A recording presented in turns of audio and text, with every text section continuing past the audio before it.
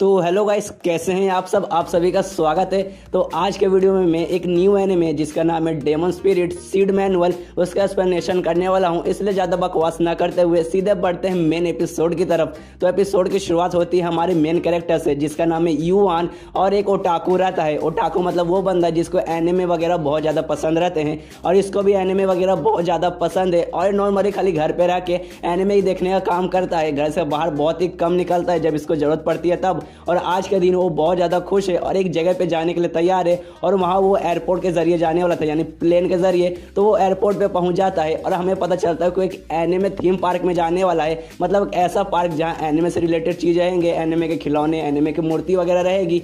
और वो बहुत ज़्यादा खुश है कि फाइनली उसे वहाँ जाने को मिल रहा है, जो चीज़ उसे बहुत ज़्यादा पसंद है। और वो बहुत ज़्यादा एक्साइटेड रहता है एनिमे थीम पार्क में जाने के लिए और अपना मतलब वही प्लेन का इंतजार कर रहता है। तो प्लेन आ जाता है तो प्लेन पे जाने के लिए निकल जाता है। और लेकिन जैसे वो प्लेन के अंदर एंट्री करने वाला रहता है, आसपास मतलब बहुत सारी अजीब चीज़ें होने लगती है, पूरा चमकने लगता है। लेकिन वो बिंदास रहता है, वो आसपास देखता ही नहीं, आंख बंद करके चुपचाप प्लेन में जा रहा है। और जैसे ही वो प्लेन में एंट्री मारता है, लेकिन वो प्लेन के अंदर नहीं जाता, वो बल्कि एक दूसरी दुनिया में पहुंच जाता है। मतलब हाँ गाइस, एक ऐसी का एनिमे है। और जैसे वो दूसरे दुनिया में जाता है, अपना आँख खोल के देखते कि भाई क्या अजीब जगह पे पहुंच चुका है। एकदम मतलब ये पूरा मतलब अजीब लग रहा है, आसपास मैजिकल चीज़ें दिखाई दे रही है जैसे कि एनिमे के अंदर होता है। तो उसे ऐसा लगता है कि वो प्लेन के अंदर से मतलब बैठ के वो एनिमे थीम पार्क में पहुंच चुका है। और उसे ऐसा लगता है कि हाँ भाई ये वही थीम पार्क है। और वो बहुत ज़्यादा खुश रहता है और वो मतलब बहुत ज़्यादा चौंका भी है, क्योंकि उसने सोचा नहीं था कि एनिमे थीम पार्क इतना अच्छा होगा। और आसपास चीज़ें देखते कि हाँ भाई यार सच में बहुत कमाल का है। और उसे मज़ा आने लगता है और हर जगह मैजिकल चीज़ें हो रही है,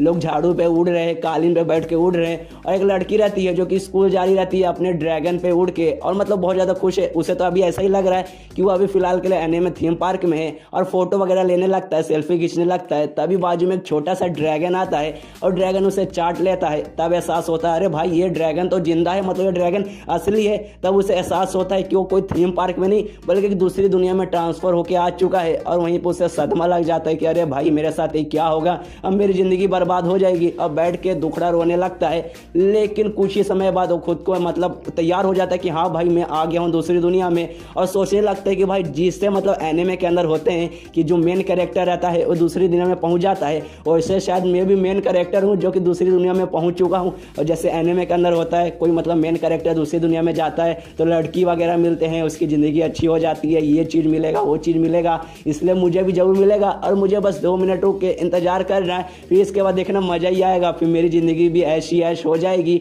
और मतलब बहुत ज़्यादा खुश हो जाता है कि अब मज़ा आएगा इस नए दुनिया में। तभी पीछे से एक आदमी आता है, ऐसा देख के बोलता है कहीं तुम बाजू वाले मतलब कोई पड़ोसी देश से तो नहीं आए हो यहाँ पे एंट्रेंस एग्जाम देने के लिए। तो लेकिन ये समझ नहीं आ रहा है, मतलब युवान को समझ नहीं आ रहा एंट्रेंस एग्जाम आखिर ये क्या है। तो वो बूढ़ा आदमी बोलता है कोई बात नहीं मेरे पीछे आओ, और युवान का हाथ पकड़ के उसे कहीं ले जाने लगता है। और यहाँ पे युवान सोचता है शायद इस दुनिया में कोई एग्जाम देना पड़ता होगा, मैजिक से रिलेटेड होगा, कोई बात नहीं मैं जाता हूँ और दे देता हूँ। और उसे एक स्कूल में पहुंचा देता है बूढ़ा आदमी, जहां वो आसपास देखता है तो काफ़ी सारे बच्चे रहते हैं। और थोड़ा दूर आगे जाता है तो सामने उसे एक बहुत बड़ा क्रिस्टल दिखाई देता है और क्रिस्टल के सामने 2 लड़कियां खड़ी हैं। और 2 लड़कियां बताती है ये जो क्रिस्टल है इसे सेलेस्टियल क्रिस्टल कहा जाता है और ये डिसाइड करेगा कि आपका मैजिक कौन सा है। तो ये सुनने के बाद जो मतलब युवान रहता है वो खुश हो जाता है और कहता है अरे यार मैं तो बहुत ज़्यादा स्ट्रांग हूँ, रुको अभी तुम सबको दिखाता हूँ मैं कितना पावरफुल हूँ, अभी बता देगा कि मेरे अंदर कितना पावर है। देखना ये क्रिस्टल है ना, इसको पूरा चमका दूंगा, पूरा लाइट आने लगेगा कि तुम लोगों को कुछ दिखेगा भी नहीं।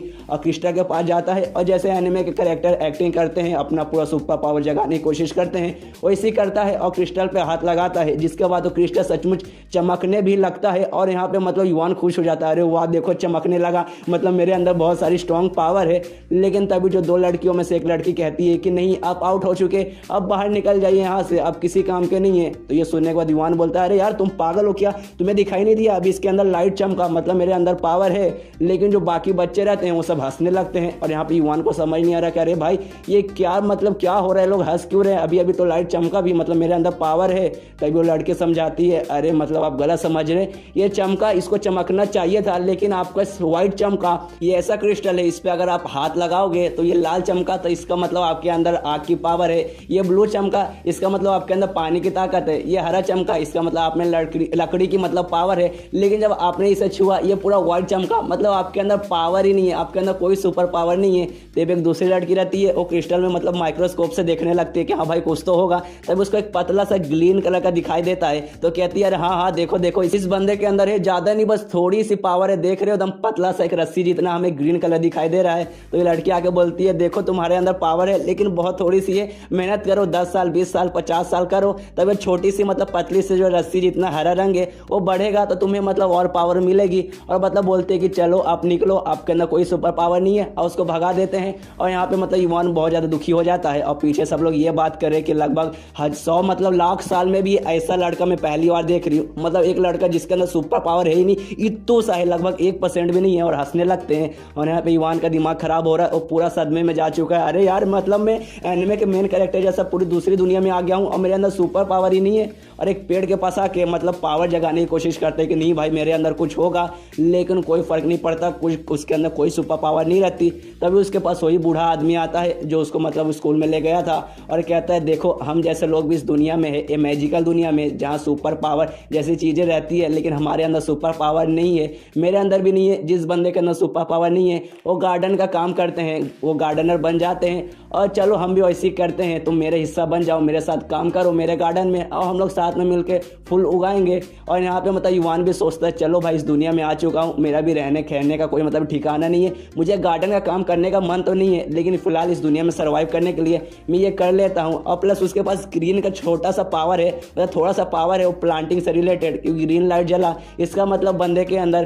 प्लांट से रिलेटेड पावर है, तो उसके पास है थोड़ा सा, तो तैयार हो जाता है और गार्डनर बन जाता है। और वहाँ पे मतलब वही गार्डनिंग रोज करता है, फूल वगैरह पौधे वगैरह उगाता है और खुद से कहता है अरे यार मैंने सोचा था कि मैं दूसरी दुनिया में आ गया, बिल्कुल एनिमे के मेन कैरेक्टर जैसा। मैं सोचा यहाँ आने के बाद मेरे को मतलब साथ ही मिलेंगे, मैं एडवेंचर करूँगा, डेमोस वगैरह को मारूंगा, लेकिन यहाँ क्या मैं गार्डन का काम कर रहा हूँ। और यहाँ पे मतलब उसके पास जो सुपर पावर है उससे बस वो छोटे मोटे पौधे वगैरह ही उगा सकता है, उससे ज़्यादा कुछ नहीं कर सकता, जिस बात पे मतलब वो भी काफ़ी ज़्यादा दुखी रहता है। और ऐसे ही एक दिन मतलब पौधे वगैरह उगा रहा है, गार्डन का काम कर रहा है, तभी वो बाजू से मतलब एक लड़की या कुछ लड़कों का आवाज़ सुनाई देता है। तो देखने जाता है तो देखता है कि एक सुंदर सी लड़की है बैठी हुई और 3-4 लड़के हैं जो कि मतलब उस लड़की की बहुत तारीफ कर रहे हैं, उसको सुंदर सुंदर चीज़ें गिफ्ट दे रहे। मतलब लड़की के पीछे वो सारे लड़के पागल हैं और ये मतलब ये सारी चीज़ें युवान देख रहा है। और तभी जो लड़की रहती है वो नोटिस कर लेती है कोई उन्हें मतलब चुपके से देख रहा है, तो यहाँ पे युवान बिल्ली बनने का नाटक करने लगता है, म्याऊं म्याऊं। लेकिन लड़की समझ जाती है कि यहाँ पे कोई बिल्ली नहीं है, कोई हमें चुपके से देख रहा है। तो वहाँ पे जो 2 लड़के रहते हैं वो पीछा करने लगते हैं युवान का और युवान भाग रहा है, लेकिन वो 2 मतलब काफ़ी ज़्यादा स्ट्रॉन्ग बंदे रहते हैं, उनके पास सुपर पावर रहती है और अपने सुपर पावर से युवान को रोक लेते हैं और उसे मतलब वहीं पे उसे डराने लगते हैं और कहने लगता है बे साले तू कौन है, तू यहाँ पे क्या कर रहा है। तब यहाँ पे वो लड़की भी आती है और युवान से कहती है अच्छा तू हमें चोरी चुपके से देख रहा था, खैर छोड़ तूने जो भी देखा ठीक है, मैं उसके बारे में कुछ नहीं बोलूँगी, लेकिन अगर बाई चांस तूने किसी को कुछ भी बताया तब तेरी खैर नहीं, तब मैं तेरी जान प्राण सब निकाल लूँगी। तो यहाँ पे युवान भी बोलता है अच्छा मैडम नहीं बोलूँगा, किसी को छोड़ दीजिए। तो इसके बाद वो लोग वहाँ से चल जाते हैं और युवान की यहाँ फटके चार हो चुकी है कि अरे यार पहले इस दुनिया में आया, मेरे पास कोई सुपर पावर नहीं है, अब ये खतरनाक लोग मिल के मेरे जान के पीछे पड़ रहे हैं, अब पता नहीं यार इस एनिमे के राइटर ने मेरी ज़िंदगी में क्या क्या लिखा है। उसके बाद रात हो जाती है, युवान घर पे मतलब बैठा हुआ है और सोच रहा है कि अरे यार मेरी ज़िंदगी कितनी ख़राब है। और अंकल से पूछता है अंकल जो हमारे जैसे लोग हैं जिनके पास सुपर पावर नहीं है उनकी तो ज़िंदगी एकदम ख़राब है, इस दुनिया में उनकी कोई इज्जत ही नहीं है। तभी उन लोग बूढ़ा अंकल बताते हैं कि जब मतलब मैं जवान था उस समय मैं पूरी दुनिया में इधर से उधर घूम रहा रहता था और तभी मुझे एक समय ऐसा हुआ तब मेरा इनकाउंटर दुनिया के सबसे स्ट्रॉन्ग मैजिक के सामने हुआ। तो ये सुनने के बाद युवान बोलता है क्या दुनिया के सबसे स्ट्रॉन्ग मैजिक से आप मिले थे, आखिर वो क्या है। तो बूढ़ा बताता है वो असल में एक परी है और वो डिटेल बताने लगता है कि दुनिया में ऐसा माना जाता है कि जो परी लोग रहते हैं वो सबसे ज़्यादा स्ट्रॉन्ग रहते हैं, लेकिन किसी ने परी को देखा ही नहीं, ये सिर्फ ऐसी अफवाह है। लेकिन जब मैं जवान था उस समय मैं सफ़र करता था, ये देश से वो देश में घूम रहा रहता था, तभी जाके मुझे एक सीड मिला, एक फेरी सीड, जिसको रोपने के बाद मुझे परी उसमें से मिलेगी। और ये सुनने के बाद युवान खुश हो जाता है कि चलो भाई अब मेन काम आने वाला है, अब मुझे परी वगैरह मिलेगा, अब मैं फिर सफ़र पे जाऊंगा और मेरा एडवेंचर चालू हो जाएगा। तभी वो जो मतलब बूढ़ा अंकल रहते हैं वो एक डिब्बा निकालते हैं और जो फेरी सीड रहता है वो परी का बीज वो दिखाते हैं। और जो देखने के बाद युवान पूछता है कहीं इसको रोपने से ये बड़ा होगा फिर इसमें से फेरी निकलेगी, परी निकलेगी। तो वो बूढ़ा बोलते हैं कि हाँ ऐसा हो सकता है, लेकिन जब से मुझे मिला मैंने बहुत कोशिश की इसको खोलने की, इसको रोपने की, लेकिन कभी भी मैं सक्सेसफुल नहीं हो पाया और मुझे मतलब कभी भी परी नहीं मिली। तभी वो सीड को युवान देखता है और कहता है यार इस पे देखिए ना, इस पे सील लिखा हुआ है, मतलब ये सील है, हमें कोई तरीका यूज करके पहले ये सील को खोलना पड़ेगा तभी जाके इसके अंदर से परी निकलेगी। तभी वो मतलब अंकल देखते हैं और कहते हैं क्या इस पे सील लिखा हुआ है, लेकिन मैं तो नहीं पढ़ पा रहा, कौन से भाषा में लिखा है। तभी युवान समझता है यार इस पे तो चाइनीस लिखा है, शायद ये दुनिया के लोग चाइनीस नहीं समझते होंगे, शायद ये मतलब मैं इस दुनिया में आया हूँ जिस कारण मैं समझ पा रहा हूँ, वरना मैं भी नहीं समझ पाता। और उसके अगले दिन से वो लग जाता है उस बीज को रोप के, मतलब उसके अंदर से परी निकालने की कोशिश करता है। पहले वो रोपता है लेकिन उससे कुछ नहीं होता। उसके बाद मतलब अपना मैजिक वगैरह जो थोड़ा बहुत उसे आता है वो यूज़ करने की कोशिश करता है, लेकिन उससे भी खाली गड़बड़ होता है। उसके करने के बाद भी परी नहीं निकलती। उसके बाद उसे मतलब हथौड़े से भी तोड़ने की कोशिश करता है लेकिन तो भी नहीं निकलती। और मतलब 3-4 दिन काफ़ी सारे दिन बीत जाते हैं लेकिन उससे परी निकल ही नहीं रहती। और वो भी मतलब काफ़ी ज़्यादा थक जाता है कि अरे यार मैं बहुत कुछ कर लिया लेकिन ये परी निकल ही नहीं रहती। तभी उसको याद आता है मैं सबसे पहले क्यों ना इस पे खून डाल के देखूं, शायद इसको खून चाहिए, तब इसका सील हटेगा और फिर शायद परी निकलेगी। तो वो अपना छोटा सा मतलब खून डालता है और डालने में उसकी फट रही है, कह रहे यार खून खून खून, फिर भी जैसे तैसे डाल देता है। और तभी मतलब वो चमकता भी है 1 सेकंड के लिए, लेकिन युवान का ध्यान नहीं जाता कि वो चमका है। और उसे लगता है कि चलो यार खून का भी कोई फर्क नहीं पड़ा, मतलब ये खून से भी आखिर में नहीं ही खुला। और उसके बाद रात में वो बीच लेके ऐसी गार्डन में आया है, तभी फिर से वही लड़की और 2 लड़कों का आवाज़ सुनाई देता है उसके पास से। और लड़की मतलब ज़मीन पर बैठी है, 2 लड़के मतलब वही फ्लावर वगैरह लाए हैं उसके लिए। और लड़की बहुत ज़्यादा खुश हो जाती है, अच्छा मेरे लिए फ्लावर लाए हो, इसके लिए तुम्हें इनाम देना चाहिए। और उन दोनों लड़कों में से एक लड़के को किस करती है और युवान ये सब देख रहा है और उसको लगता है कि मुझे ये सब नहीं देखना चाहिए, वरना ये लोग मुझे नोटिस करेंगे तो इस वजह से मुझे जान से मार देंगे, इसलिए मुझे यहाँ से निकलना चाहिए। लेकिन तभी युवान देखता है जो वो लड़की है वो किस करने के बाद उस लड़के को काट लेती है उसके गले में, और धीरे धीरे वो लड़की ट्रांसफॉर्म होने लगती है एक वेम्पायर में और लड़के को मार डालती है जिसको उसने किस किया था। और उसका जो दूसरा लड़का रहता है उससे कहती है चल इसको मैंने निपटा लिया, अब तेरे को भी निपटाऊंगी। लेकिन जो दूसरा लड़का रहता है वो लड़ने की कोशिश करता है, अपना सुपर पावर से हमला करता है उस वेम्पायर वाली लड़की पे। लेकिन जो लड़की रहती है उस हमले को रोक लेती है और अपना हमला करती है, जिसमें बहुत सारे रूट वगैरह निकल के दूसरे लड़के को भी मतलब जकड़ लेते हैं और उसको भी मार डालते हैं और उसका फिर खून पी जाती है और लड़की। और ये सब देख के युवान बहुत ज़्यादा डर जाता है और वो भागने लगता है कि भागो यार वरना मुझे देख लेगी तो मुझे भी जान से मार डालेगी। और थोड़ा दूर आगे भाग जाता है, सोचता है चलो यार कम से कम वो यहाँ नहीं आएगी। लेकिन वो वेम्पायर वहाँ भी पहुँच चुकी है और युवान से कहती है अच्छा तुमने देख लिया तो भाग क्यों रहे हो, बन जाओ मेरे शिकार। और वो हमला कर देती है युवान पर भी। वो अपने जितने भी मतलब टेंटिकल जैसे जो पेड़ से थे निकलते वो सबसे हमला करती है युवान पे और उसको पूरा बांध देती है और बहुत ज़्यादा खुश रहती है, चलो यार पहले ही 2 लड़कों को मार के उनका खून पी प्लस तीसरा भी मिल गया, अब तो मतलब मेरा दावत ही है इस रात को। और तभी फिर वो वेम्पायर गर्ल जो युवान को रहती है वो मार डालती है, एक टेंटिकल उसके मतलब छाती से आर पार कर देती है और लगभग मरने वाला ही रहता है युवान। और सोचता है यार कैसी मेरी ज़िंदगी है, ये दूसरी दुनिया में मैं आया कुछ उखाड़ा भी नहीं और कुछ ही दिन में मर भी गया। तभी उसके बाद जो सीड रहता है फेरी सीड वो चमकने लगता है पूरा, मतलब बहुत ज़्यादा चमकता है और धीरे धीरे बड़ा होकर खुलने लगता है और उसमें से सच में एक परी भी निकलती है जो उसकी तरफ बढ़ने लगती है युवान की तरफ। और युवान सोचता है अगर वाकई में मतलब ये परी अच्छी है और वाकई में मतलब मैं मेन कैरेक्टर हूँ जो कि दूसरी दुनिया में आया, वाकई में मेरा नसीब अच्छा है तो ये लड़की मुझे बचाएगी, ये परी मुझे बचाएगी। लेकिन क्या परी उसके पास आती है और कहती है कि मैं खून से पैदा हुई हूँ और मैं यहाँ तुम्हारी जान लेने आई हूँ। और यहीं पे ये एपिसोड खत्म। तो गाइस इस वीडियो पे पहुँचा दीजिए कम से कम 10,000 व्यूज़, तो अगला एपिसोड मैं जितना जल्दी हो सके उतना जल्दी लेके आ जाऊँगा। तो मिलते हैं अब अगली किसी वीडियो में, जब तक के लिए बाय बाय।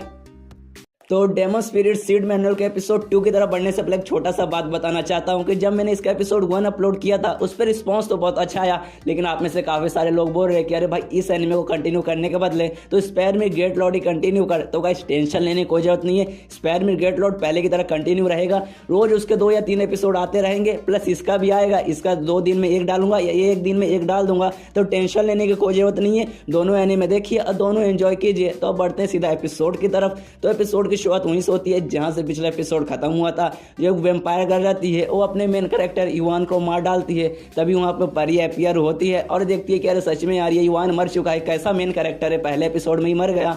और तभी पीछे से वही वेम्पायर गर्ल बोलती है अबे तू कहां से आ गई, ये मेरा शिकार है, तू मुझसे इसे चुरा नहीं सकती, इसे तो मैं खाऊंगी, अगर तू बीच में आई तो तब मैं तुझे भी नहीं छोड़ूंगी। तभी जो परी रहती है अपनी युवान को नीचे ले जाती है और देखती है कि हाँ भाई इसका सच में पपीता निकल चुका है, ये सच में मारा जा चुका है, ये जिंदा ही था मेरे आने से पहले थोड़ा बहुत इसके अंदर प्राण बचा था, लेकिन जैसे मैं प्रकट हुई मैंने इसका जो भी बचा कुछ प्राण था सब ऑब्जॉर्व कर लिया, जिस कारण ये पूरा मर चुका है। कोई बात नहीं, मैं इसे वापस जिंदा करूंगी। ये वेम्पायर गर्ल का प्राण डाल के और फिर सीधा हमला करने चल जाती है उस वेम्पायर गर्ल पे, और वेम्पायर गर्ल भी इस पे हमला करती है और दोनों के बीच में एक छोटा सा ही लड़ाई होता है। उतने में जो अपनी परी रहती है उस वेम्पायर गर्ल को मार डालती है, खत्म कर डालती है, और उसका फिर सॉल यूज करती है, मतलब उसका आत्मा यूज करती है, प्लस अपना भी थोड़ा सा एनर्जी यूज करती है और युवान में डालती है। और इसके बाद सीन शिफ्ट होता है एक औरत पर जो कि मतलब घर में है और बातें करी, अच्छा वो समय आ चुका है, तुम्हें अजीब सी आवाज सुनाई दे रही है, और एक बुक लेकर वो बाहर निकल जाती है। फिर वापस सीन शिफ्ट होता है युवान पर जो कि अभी अभी उठा है और सोच रहा है अरे यार मैं तो मर चुका था, मैं जिंदा कैसे वापस हो गया, कहीं मैं सपना देख रहा था क्या? नहीं सपना नहीं था। जब उसने मुझे मारा था उसके बाद एक परी अपीयर हुई थी और देखता है कि अरे वाह सामने परी खड़ी है और खुश हो जाता है, अरे यार ये तो मेरी परी है, आ गई, मुझे बचा लिया, अरे यार कितनी सुंदर लड़की है, मतलब कितनी सुंदर परी है ये। और परी की तरफ देखते देखते वो मन ही मन ये सोचता है युवान कि अरे यार ये परी कितनी स्ट्रांग है, प्लस इसके पास हीलिंग मैजिक भी है जिसने मुझे हील कर दिया, ऊपर से इतनी सुंदर, यार मेरे तो मजे ही मजे हैं। और मतलब ये परी मेरी है तो मतलब मैं इसका मास्टर हुआ, तब ये मेरी सेवा करेगी, मेरे को चाय पानी ला के देगी और मुझे मास्टर मास्टर करके बुलाएगी, मतलब तो मेरे मजे ही मजे हैं। तभी जो परी रहती है वो कहती है तू अभी तक मुझे पहचाना नहीं, तो युवान बोलता है नहीं मैं नहीं पहचाना, मैं तो तुम्हें पहली बार देख रहा हूँ। और ये सुनने के बाद परी को गुस्सा आता है और कहती है क्या तू मुझे पहली बार देख रहा है? तो युवान बोलता है कि हाँ मैं पहली बार देख रहा हूँ। अरे तुम्हें टेंशन लेने की कोई जरूरत नहीं है, धीरे धीरे हम लोग बातचीत करेंगे, आपस में मिले जुलेंगे, एक दूसरे को अच्छे से पहचान लेंगे, इस बात की तुम टेंशन मत लो। और ये सुनने के बाद परी गुस्से में कहती है कि अबे साले चुप हो जा, तू तो मर चुका था लेकिन मैंने तुझे जिंदा किया ताकि मैं खुद तुझे अपने हाथों से मार सकूं। मैं हजारों सालों से उस सील के अंदर बंद थी तेरे कारण, और मैं इंतजार करी थी कि तब मैं बाहर आऊँ और कब मैं तुझे मारूं, और वो समय आ चुका है और मैं तुझे अपने हाथों से मारूंगी। और वो बढ़ जाती है युवान की तरफ उसे मारने के लिए, और यहाँ पे युवान की फट जाती है, लेकिन जैसे ही परी उसके ऊपर हमला करती है परी को चोट लगता है ऊपर से, मतलब युवान पे जैसे वो अपने तलवार से काटती है लेकिन इसके हाथों पे कटने का निशान आता है। और परी को समझ नहीं आ रहा कि यार ऐसे कैसे हो गया, और उसके बाद फिर से वो युवान पे हमला करती है, लेकिन फिर से युवान को कुछ नहीं होता, ऊपर से परी को चोट लगता है और युवान माफी मांगने लगता है कि अरे मुझे माफ कर दो, मैं ये नहीं कर रहा, पता नहीं ये सब कैसे हो रहा है। और फिर युवान अपने छाती पे हाथ लगाता है तो परी भी अपने छाती पे हाथ लगाती है। अब गाइस समझ जाइए उसके छाती पे, मतलब छाती पे क्या है वहां छूती है। फिर युवान देखता है यार ये क्या हो रहा है, मैं जानबूझ के नहीं कर रहा हूँ, और परी से माफी मांगता है कि अरे यार मैं जानबूझ के नहीं कर रहा हूँ, मैं वहां पे नहीं छू रहा हूँ। फिर से वो अपने छाती पे हाथ लगाता है और वैसे छाती अपना दबाता है, तो जो परी रहती है वो भी अपना चेस्ट दबाने लगती है। और इस बात पे परी को भी गुस्सा आता है और चिल्लाने लगता है युवान पे कि अबे साले ठर के साले ये तो क्या कर रहा है, रुक जा वरना तुझे मैं छोड़ूंगी नहीं। तभी वहां पे वो औरत आती है जिसको अभी थोड़ी देर पहले हमने देखा था, जो बुक निकाल के बाहर आती है और बताती है कि यहाँ के जो एकेडमी है, जो यहाँ के स्कूल है, मैं उसकी हेड हूँ, वही स्कूल जिसमें से अपने मेन कैरेक्टर यानी युवान को धक्के मार के भगा दिया गया था पिछले एपिसोड में, क्योंकि उसके पास कोई मैजिक वगैरह नहीं थी। और अपना नाम बताती है कुछ वही अरे सी करके, तो इसको कहीं सबसे मैं सी बुलाऊंगा। तो ये बताती है परी को, कहती है करे शांत हो जाओ परी, हमला मत करो, ये तुम्हारा मालिक है, तुम अगर इस पे हमला करोगी तो ऊपर से तुम्हें चोट लगेगा। तो परी का तो पहले से दिमाग खराब है युवान पे, तो फिर से हमला करने जाती है, लेकिन ऑफ कोर्स इसको ही चोट लगता है और दूर फेंकाती है। इसके बाद औरत आती है युवान के पास और कहती है देख यहाँ पे गार्ड वगैरह आने वाले हैं, तो तू अपनी परी को बचाना चाहता है तो ये ले मेरे पास ये बुक है, इसमें मंत्र वगैरह है, तू पढ़ इसमें, उसके बाद मतलब परी इसके अंदर समा जाएगी तो कर, वरना तेरी परी तेरे हाथ से जाएगी।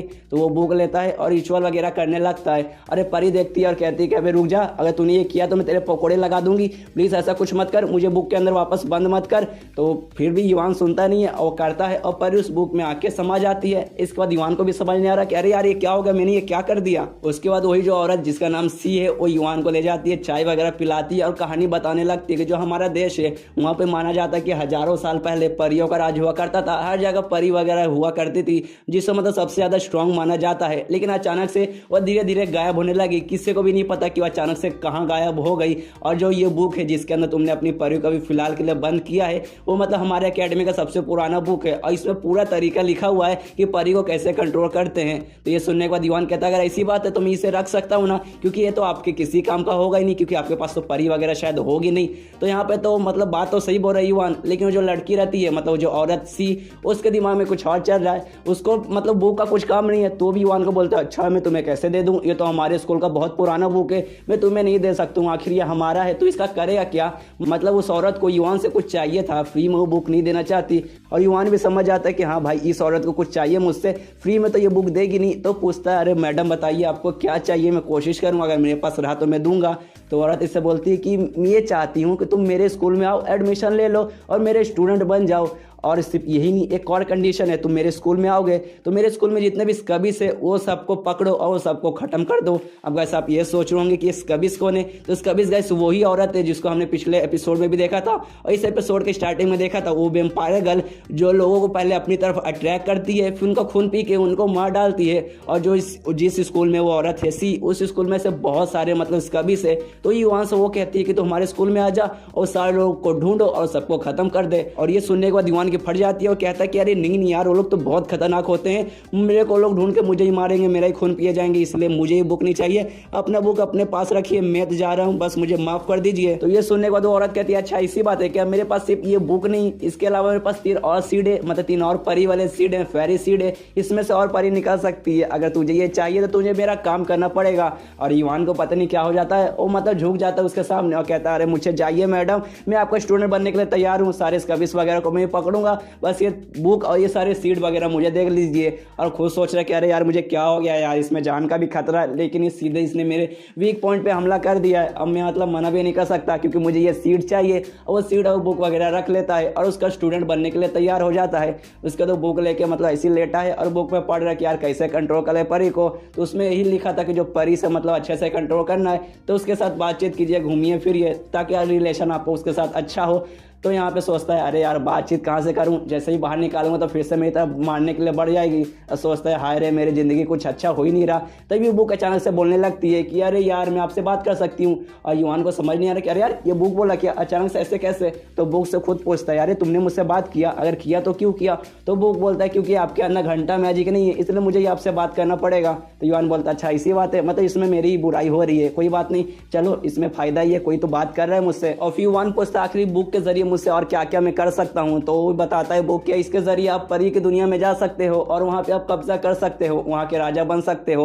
और बताती है कि ये जो पूरी दुनिया है, ये मतलब परी वाली दुनिया, ये सारे जितने भी परी है उनके सोच से बना है और उन लोगों के सोच से जो कि परी बनना चाहती है, जो कि परी बनने के पीछे पागल है, और जो मतलब ओनर रहता है परी का, वो जाके उस दुनिया पे कब्जा कर सकता है। और ये बुक उसी चीज का जरिया है। इसके बाद दीवान पूछता है क्या मतलब जो परी बनना चाहता है, मतलब ये परी पैदाइशी परी नहीं होते क्या, मतलब बाद में बनते हैं। तो बुक कहता है कि हाँ अपने सही समझा, ये परी पैदाइशी परी नहीं होती। कोई भी फीमेल जेंडर जो भी रहते हैं, ये वो भले इंसान में हो या जानवरों में रहे, जिनके पास टैलेंट रहता है, जो फीमेल ब्रीड रहते हैं उनमें जिसमें भी टैलेंट है, एक स्पेशल स्पेल का यूज़ करके वो लोग परी बनते हैं। परी बनने के बाद फ़ायदा तो होता है लेकिन कुछ नुकसान भी है। सबसे पहले उनकी आज़ादी छीन जाती है, हर जगह वो लोग खुले में नहीं जा सकते, प्लस उनको किसी के अंडर काम करना पड़ता है, कोई ना कोई मतलब उनका मालिक रहता है, वही मतलब उनका नुकसान है। और बुक ये भी बताता है कि अगर आपको परी की दुनिया पे पूरा कब्जा करना है, पूरा मतलब उस पर अपना, उसके बाद बुक ये भी बताता है अगर पूरा परी की दुनिया पे आपको कब्जा करना है तो आपको सबसे पहले अपने परी के ऊपर काबू करना पड़ेगा।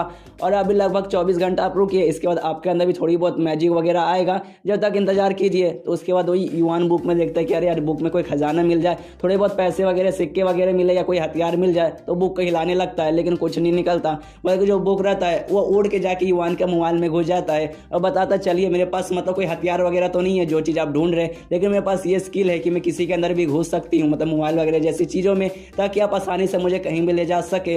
उसके बाद सीन शिफ्ट होता है, अगले दिन युवान अपने स्कूल में पहुंच चुका है, वही स्कूल जहां एपिसोड 1 में उसे धक्के मारकर बाहर निकाल दिया गया है। और सारे बच्चे देख रहे कि अरे यार ये लड़का हमारे स्कूल में क्या कर रहा है, क्योंकि इसको तो धक्के मार के बाहर निकाल दिया गया था क्योंकि इसके पास कोई भी मैजिक नहीं है। और वापस मुंह उठा के आ गया, क्या इसको एडमिशन कौन दे दिया यार।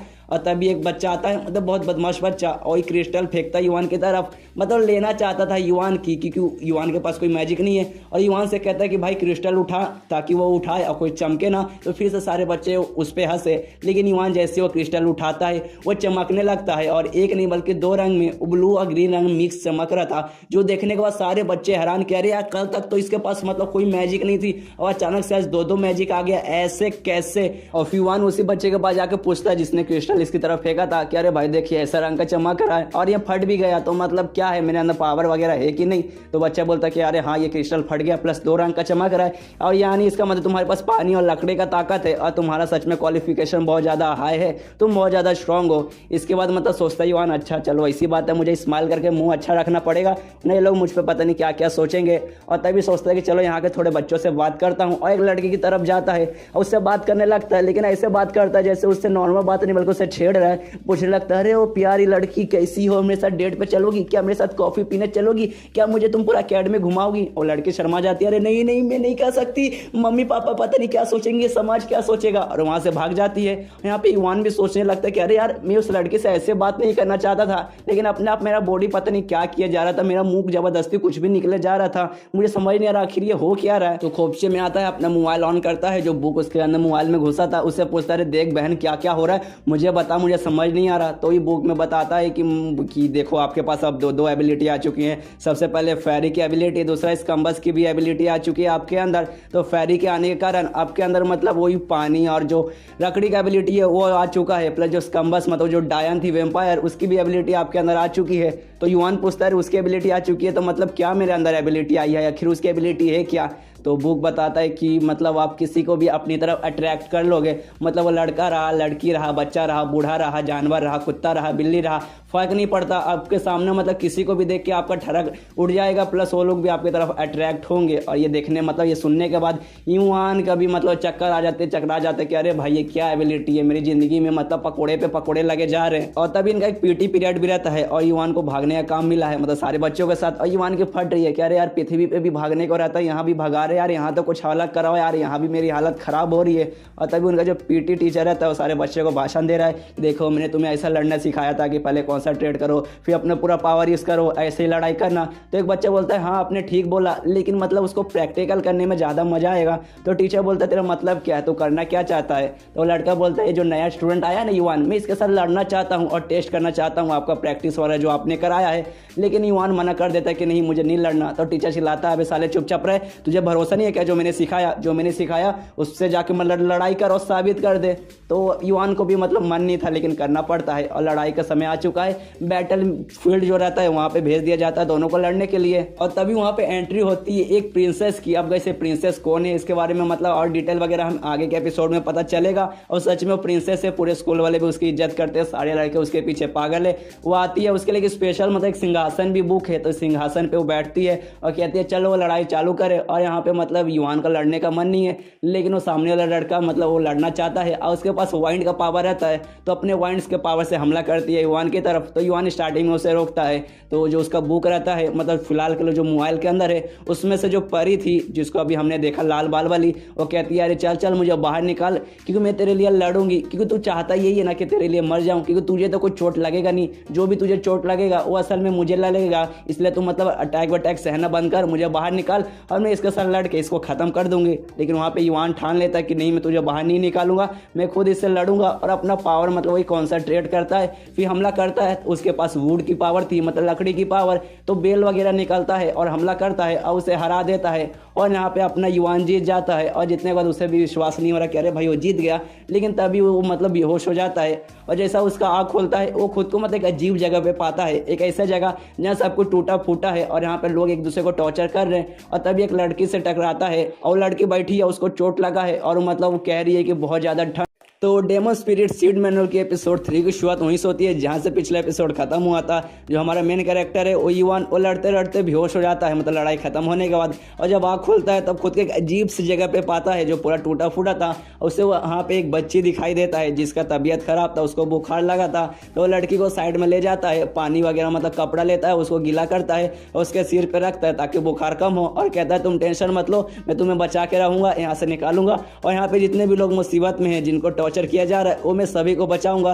तभी वहां पे 2 गुंडे पहुंचते हैं और वो लोग लड़की को देख के कहते हैं अरे यार आज का माल मिल गया, ये लड़की को हम ले जाएंगे। और लड़की को छीन लेते हैं युवान से और युवान को धक्का देकर वो लड़की को ले जाने लगते हैं। लेकिन युवान को अच्छा नहीं लगता और उनसे कहता है वो लड़की को छोड़ दो, लेकिन वो लोग नहीं छोड़ते, उसे ले जा रहे रहते हैं। तो युवान जाता है, उन दोनों को धक्का देता है और उस लड़की को लेके वहां से भागने लगता है। लेकिन वो लोग जो 2 गुंडे थे वो पीछे पड़ जाते हैं युवान के और युवान से वो लड़की छीनने की कोशिश करते हैं। और एंड में वो लोग युवान को धक्का दे देते हैं और उस लड़की को छीनने की हुई कोशिश में, और लड़की भी साइड में गिर जाती है। ये दोनों युवान को छोड़ के वो लड़की को लेने जा रहे थे क्योंकि उनको लड़की से मतलब है, युवान से मतलब नहीं है। लेकिन युवान ये नहीं होने दे सकता, जिस कारण जाता है लड़की को और बचाने की कोशिश करता है और लड़की को मतलब खुद से ढक लेता है और कहता है कुछ भी हो जाए इस लड़की को मैं तुम्हें ले जाने नहीं दूंगा। लेकिन वो दोनों बहुत ज़्यादा कमीने हैं, उनको तो वो लड़की ही चाहिए और वो युवान को मारने लगते कि हट बे साले, हमें ये लड़की चाहिए, हमें दे दे। लेकिन युवान मतलब देने को तैयार नहीं, उस लड़की को मतलब ढक के रखा है कि नहीं मैं तुम्हें ले जाने नहीं दूंगा। तो वो लोग मतलब लात मुक्का गुस्सा पूरा इस पे बरसा रहे युवान पर, बहुत उसे मार रहे कि छोड़ दे,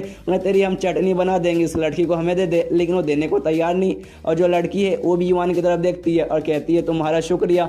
तब युवान का आँख खुलता है और उसके आँख के सामने वो बच्ची की जगह पर वो परी दिखाई देती है जिसका नाम मोफी है, जिसको अभी एपिसोड 1 और 2 में भी हमने देखा। और वापस एक बार पलक झपकाता है तो खुद को सब कुछ मतलब नॉर्मल पाता है, खुद को एक बेड पे पाता है और उसे समझ नहीं आ रहा कि अरे भाई ये चल क्या रहा है। अभी थोड़ी देर पहले मैं एक अजीब से जगह पे था, अब मैं अभी यहाँ पे बेड पे हूँ। तभी उसके मोबाइल में जो मतलब बुक घुसा था पिछले एपिसोड में, वो बताता है कि अभी अभी एक परी क्या स्पिरिचुअल दुनिया में थे, मतलब ऐसा दुनिया जो परी अपने पूरे दिमाग से बनाती है और मतलब वो सब एकदम रियलिस्टिक बनाती है, जो उसके साथ पास्ट में हुआ रहता है उसको मतलब जो जो उसने एक्सपीरियंस किया है परी ने वो सब सोच के वो एक ऐसी दुनिया बनाती है जिसके अंदर आप मतलब इस बुक के जरिए जा सकते हैं, जो बुक बल्कि फिलहाल के लिए मैं हूँ। और ऐसी दुनिया को इनर दुनिया भी कहा जाता है जहाँ जाके आप कब्जा भी कर सकते हैं। तो यान पूछता है क्या कब्जा भी कर सकते हैं, तो वो बुक बताता है, असल में बताता नहीं गाइस, बताती है और उस बुक ने खुद का एक नाम भी रखा है शाव शाव। तो शाव शाव मैं बोलूंगा तो ये शाव शाव बताती है कि हाँ आपने सही सुना, आपको याद नहीं मैंने कल आपको बताया था कि आप मतलब बुक के जरिए जा सकते हैं स्पिरिचुअल दुनिया में, मतलब परी की स्पिरिचुअल दुनिया में, और वहाँ जाके कब्जा कर सकते हैं। जो परी रहती है वो पहले इंसान रहते हैं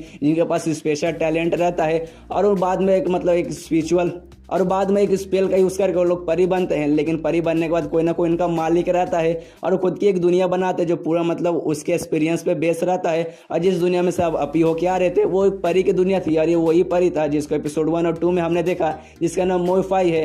तो यूँ मतलब इसी दुनिया देखने के बाद अपना मेन कैरेक्टर युवान सोचता है कि अरे यार कहीं ये जो मतलब मैंने अभी देखा जो बच्ची थी कहीं वो वही परी तो नहीं, और जो कुछ मैंने देखा शायद ये सब उसके पास्ट में हुआ होगा, पर मैं गारंटी के साथ नहीं बोल सकता। यानी अब मुझे जानना है कि वो परी मतलब पहले इंसान थी, क्योंकि सारे परी पैदाशी परी नहीं होते, वो इंसान रहते हैं बाद में परी बनते हैं। यानी जो मेरी वाली परी है वो भी पहले इंसान थी। तो मुझे जानना है उसके पास्ट में क्या हुआ, जब वो बच्ची थी आखिर उसके साथ हुआ क्या, आखिर वो परी क्यों बनी। तो सोचता क्यों ना ये बात मैं अपनी परी से पूछ लूँ। तो मोबाइल ऑन करता है, उसके अंदर वो भी थी, तो उससे कहता है मोफाई, मतलब ये परी का नाम है, कहता है मोफाई प्लीज़ रुको, मुझे तुमसे कुछ सवाल पूछना है, क्या मैं पूछ सकता हूँ? शायद तुम मुझे गलत समझ रही हो, मतलब मैं वो बंदा नहीं हूँ जिसे तुम ढूंढ रही हो। तो परी बोलती है क्या नहीं हूँ, अगर ऐसी बात है तो मुझे बाहर क्यों नहीं निकालता, अगर तुझे मुझसे कोई सवाल पूछना है तो सीधे सीधे मुझे बाहर निकाल और तुम मुझसे पूछ सकता है। लेकिन वहाँ नहीं मुझसे मतलब बाहर बुला रहा, क्योंकि इसे पता है अगर वो बाहर बुलाएगा उसे तो वापस इस पर हमला करने लगेगी। तो उसे समझाने लगता है कि देखो यार तुम गलत समझ रही हो, मैं वो कोई बुरा बंदा नहीं हूँ, मैं तुम्हें चोट नहीं पहुँचाना चाहता, और मैं वो बंदा नहीं हूँ जिसे तुम ढूंढ रही हो, शायद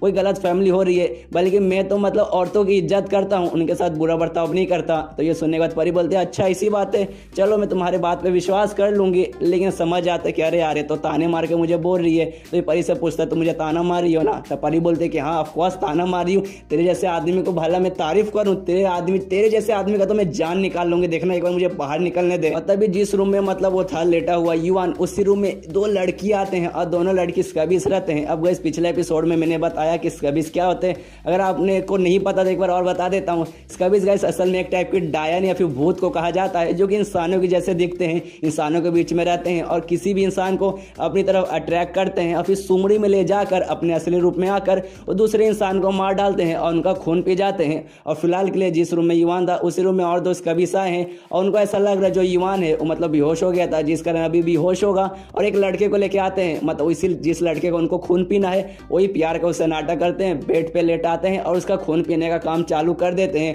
और युवान मतलब उसकी फट के चार हो चुकी है, अरे अरे सारे स्कैबिस आ चुके हैं, वो भी एक साथ दो आ चुके हैं, अरे अरे तो मेन कैरेक्टर हूँ मैं, मुझे तो जाके लड़ना चाहिए, मुझे दोनों को मारना चाहिए, लेकिन मैं क्या करूँ, मेरी तो फट के चार हो रही है। और जो फोन रहता है वो फोन में जो शाव है, मतलब जो मेन फोन और जो परी है, दोनों मतलब चैटिंग आपस में करने लगते हैं कि अरे यार युवान इससे कुछ नहीं होगा, एक नंबर की इसकी फटती रहती है, एकदम भीगी हुई बिल्ली है, इससे कुछ नहीं होगा, इससे कुछ भी उम्मीद मत करो। और जो मतलब परी रहती है वो ये भी चैटिंग करती है, अरे यार ये मुझे बुला भी नहीं रहा, अगर मुझे बुलाता मैं बाहर आता वो दोनों को मारता, मारने के बाद उन दोनों को मैं खा जाती, उसके बाद मेरा भी लेवल अप होता, मैं भी बहुत ज़्यादा स्ट्रांग होती। और ये देखने के बाद युवान सोचता है क्या मतलब जो परी लोग है इस कबीज को खाते हैं, जिसके बाद इनका पावर बढ़ता है क्या।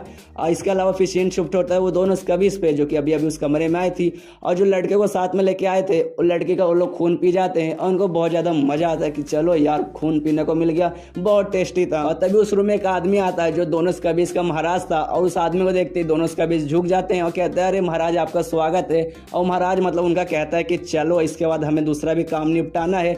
और ये सब मतलब युवान भी देख रहा है, उसकी फटके चार हो रही है कि अरे यार दोस्त कबीज कम थे क्या, कि उस कबीज का मतलब राजा भी आ चुका है। उसके बाद और सब वहाँ से निकल जाता है इस कबीज, युवान भी अपने घर पे आ जाता है और परेशान हो रहा है कि अरे यार इस एनिमे के राइटर ने पता नहीं मेरी जिंदगी में क्या क्या लिखा है, अचानक से इस कबीज घुसा दिए, मुझे इतना स्ट्रॉन्ग भी नहीं किए और मैं इतना फट्टू इस साल में जाकर उनसे लड़ भी नहीं सकता, और पूरा मतलब कन्फ्यूज हो चुका है कि मैं क्या करूँ। लेकिन उसके बाद में समझ आ जाता है कि नहीं भाई सोचने से मतलब ऐसे चिल्लाने से कुछ नहीं होगा, मुझे आराम से मतलब सोचना पड़ेगा। और अचानक से उसके अंदर आत्मा खो जाती है मनोज तिवारी का, और सोचता है कि चलो आज मैं ऑमलेट खाऊंगा, लेकिन वो यहाँ पे उसे ऑमलेट खाने को नहीं मिलेगा, इसलिए उसको रेमन मिलता है तो वो रेमन खाने लगता है। और तभी उसको एहसास होता है कि उसकी घर की तरफ कोई बढ़ रहा है, और इसको जैसे पता चलता है उसकी फिर से फटके चार, क्योंकि वैसे लगता है कि कोई कबीज उसके घर में घुस रहा है, इसको मारने आया है, इसलिए दरवाजे के पास जाता है और इंतजार करता है। और जैसे दरवाजा खोलता है सामने से एक लड़की रहती है, और युवान इतना डर जाता है कि कुछ देखता भी नहीं, सीधे उस लड़की के मुंह पे एक मुक्का मार देता है, जो मुक्का खाने के बाद वो लड़की बेहोश। और फिर देखता है कि अरे यार कोई कबीज नहीं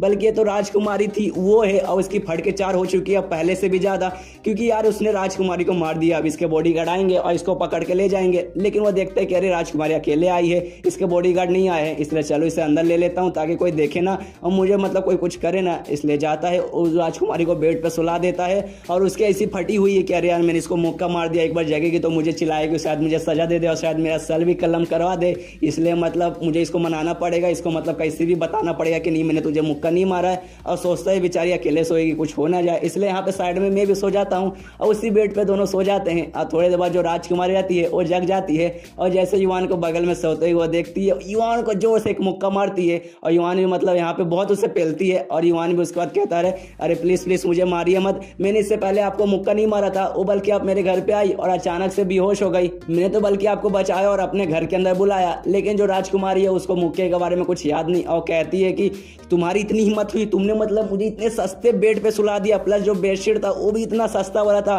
मैं इतनी अच्छी राजकुमारी हूँ, इतनी बड़ी राजकुमारी हूँ, मेरे स्किन को हो गया तो तुम्हें मतलब मैं छोड़ूंगी नहीं। तो ये सुनने का ध्यान सोचता है हाँ ये सच में राजकुमारी है, छुई मुझसे राजकुमारी, इसको ये परवाह नहीं है कि मैंने इसको मुक्का मारा मैं इसके साथ सोया था, बल्कि उसको ये परवाह है कि सस्ते बेड पे सोई थी। और फिर वहाँ सोचता है चलो इस राजकुमारी को मनाने का तरीका शायद जो रेमन है इसको शायद रेमन पसंद होगा, तो मैं खिला कर देखता हूँ। तो वो प्रिंसेस को रेमन खिलाता है जो सच में उसे काफी ज्यादा अच्छा लगता है, उसे बहुत अच्छा लगता है रेमन। तो युवान भी देखते हैं चलो भाई ये शांत हो गई, तभी उसको एहसास होता है कि उसके घर की तरफ कोई बढ़ रहा है, इस वक्त सच में इस कबीज ही रहते हैं, वही दोस्त कबीज जो थोड़ी देर पहले स्कूल के अंदर मतलब एक आदमी का पूरा खून चूस गए थे। और युवान घबरा जाता है, और जो राजकुमारी रहता है उसे लेकर दूसरे रूम में छुप जाता है। उतने में जो कबीज है वो भी दरवाजा खोल के अंदर घुस जाते हैं और ढूंढने लगते हैं कि युवान कहाँ है, तू बाहर निकल, हम तो उससे मिलने आए हैं। और यहाँ पे युवान परी को लेकर छुपा है, और परी को ऐसा लग रहा है कि ये युवान हाइड एंड सीक खेल रहा है, तो युवान भी उसे समझाता है कि हाँ हम लोग हाइड एंड सीक खेल रहे। तभी जो कबीज रहते हैं उनका भी ध्यान चला जाता है दूसरे रूम की तरफ कि चल भाई यहीं छुपा होगा, तो वो लोग इस रूम में भी घुस जाते हैं। लेकिन उस रूम में जैसे जाते हैं युवान वहाँ नहीं रहता, क्योंकि युवान ऊपर की तरफ छुप जाता है, मतलब ऊपर एक छोटा सा कमरा रहता है उसमें छुप जाता है, लेकिन ज़्यादा देर तक वहाँ छुप नहीं पाता, जिस कारण वो हमला करता है दोनों उस कबीज पर, और वहाँ से वो निकल जाता है। और अपने साथ वो प्रिंसेस को भी साथ में लेके आया था, और प्रिंसेस को तो अभी भी लग रहा है कि हम लोग कोई गेम खेल रहे हैं और उसको ये गेम खेलने में मजा आता है। तो यहाँ पे युवान भी उसे समझाने नहीं जाता कि उसे पता है कि जो प्रिंसेस है एक नंबर की बॉडम औरत है, इसको समझाऊंगा तो कुछ समझ नहीं आएगा, इसलिए कहता है कि हाँ ये गेम ही हो रहा है और इस गेम में हमें छुपना है, वो जो दो औरत है वो लोग तुम्हें ढूंढ ना ले, तो चलो जाकर छुप जाओ। और उसे भेज देता है कि हाँ तुम छुप जाओ, मैं अभी आता हूँ, मैं कहीं और जाके छुपता हूँ, अब प्लीज मतलब कोई तुम्हें ढूंढ ना ले। तो वो भी चल जाती है छुपने, बेचारी कितनी बॉडम है। और यहाँ पे वो अकेले लड़ाई करने के लिए तैयार हो जाता है, लेकिन वो लड़ नहीं पाएगा, इसलिए जो परी रहता है वो परी को बुलाता है, कहता है कि बाहर आओ और मेरे बदले इससे लड़ो। और जो परी रहती है वो परी भी बाहर आ जाती है। उतने देर में जो दोनों कबीज थी वो भी वहाँ पे पहुँच जाती है और देखते हैं कि परी है, और उसके साथ लड़ाई चालू हो जाता है, लेकिन परी उनकी हालत खराब करती है। फिर अपना मैजिक यूज करती है और आसपास पूरा एक शील्ड तैयार करती है, इनविजिबल शील्ड, और अपने मैजिक से वो परी अपने मैजिक से दोनों जो कबीज रहते हैं उनके शरीर पे आग लगाने लगती है। और वो मतलब दोनों कबीज की भी हालत खराब हो रही है कि चलो यार यहाँ से भागो वरना ये हमें जान से मार डालेगी। और वो भागने की कोशिश करती है, लेकिन जैसे अभी मैंने ने बताया जो परी है अपनी, और इसने मतलब कवर बना दिया है, जिस कारण दोनों स्कबीज भी वहां से भाग नहीं पाते और उनका शरीर जलने लगता है। तभी उनका जो मतलब राजा था जो स्कबीज का, जिसका भी थोड़ी देर पहले हमने देखा था, वो भी वहां पे आ जाता है और जो पूरा शील्ड जो परी अपनी बनाई थी उसको तोड़ देता है और अंदर घुस जाता है।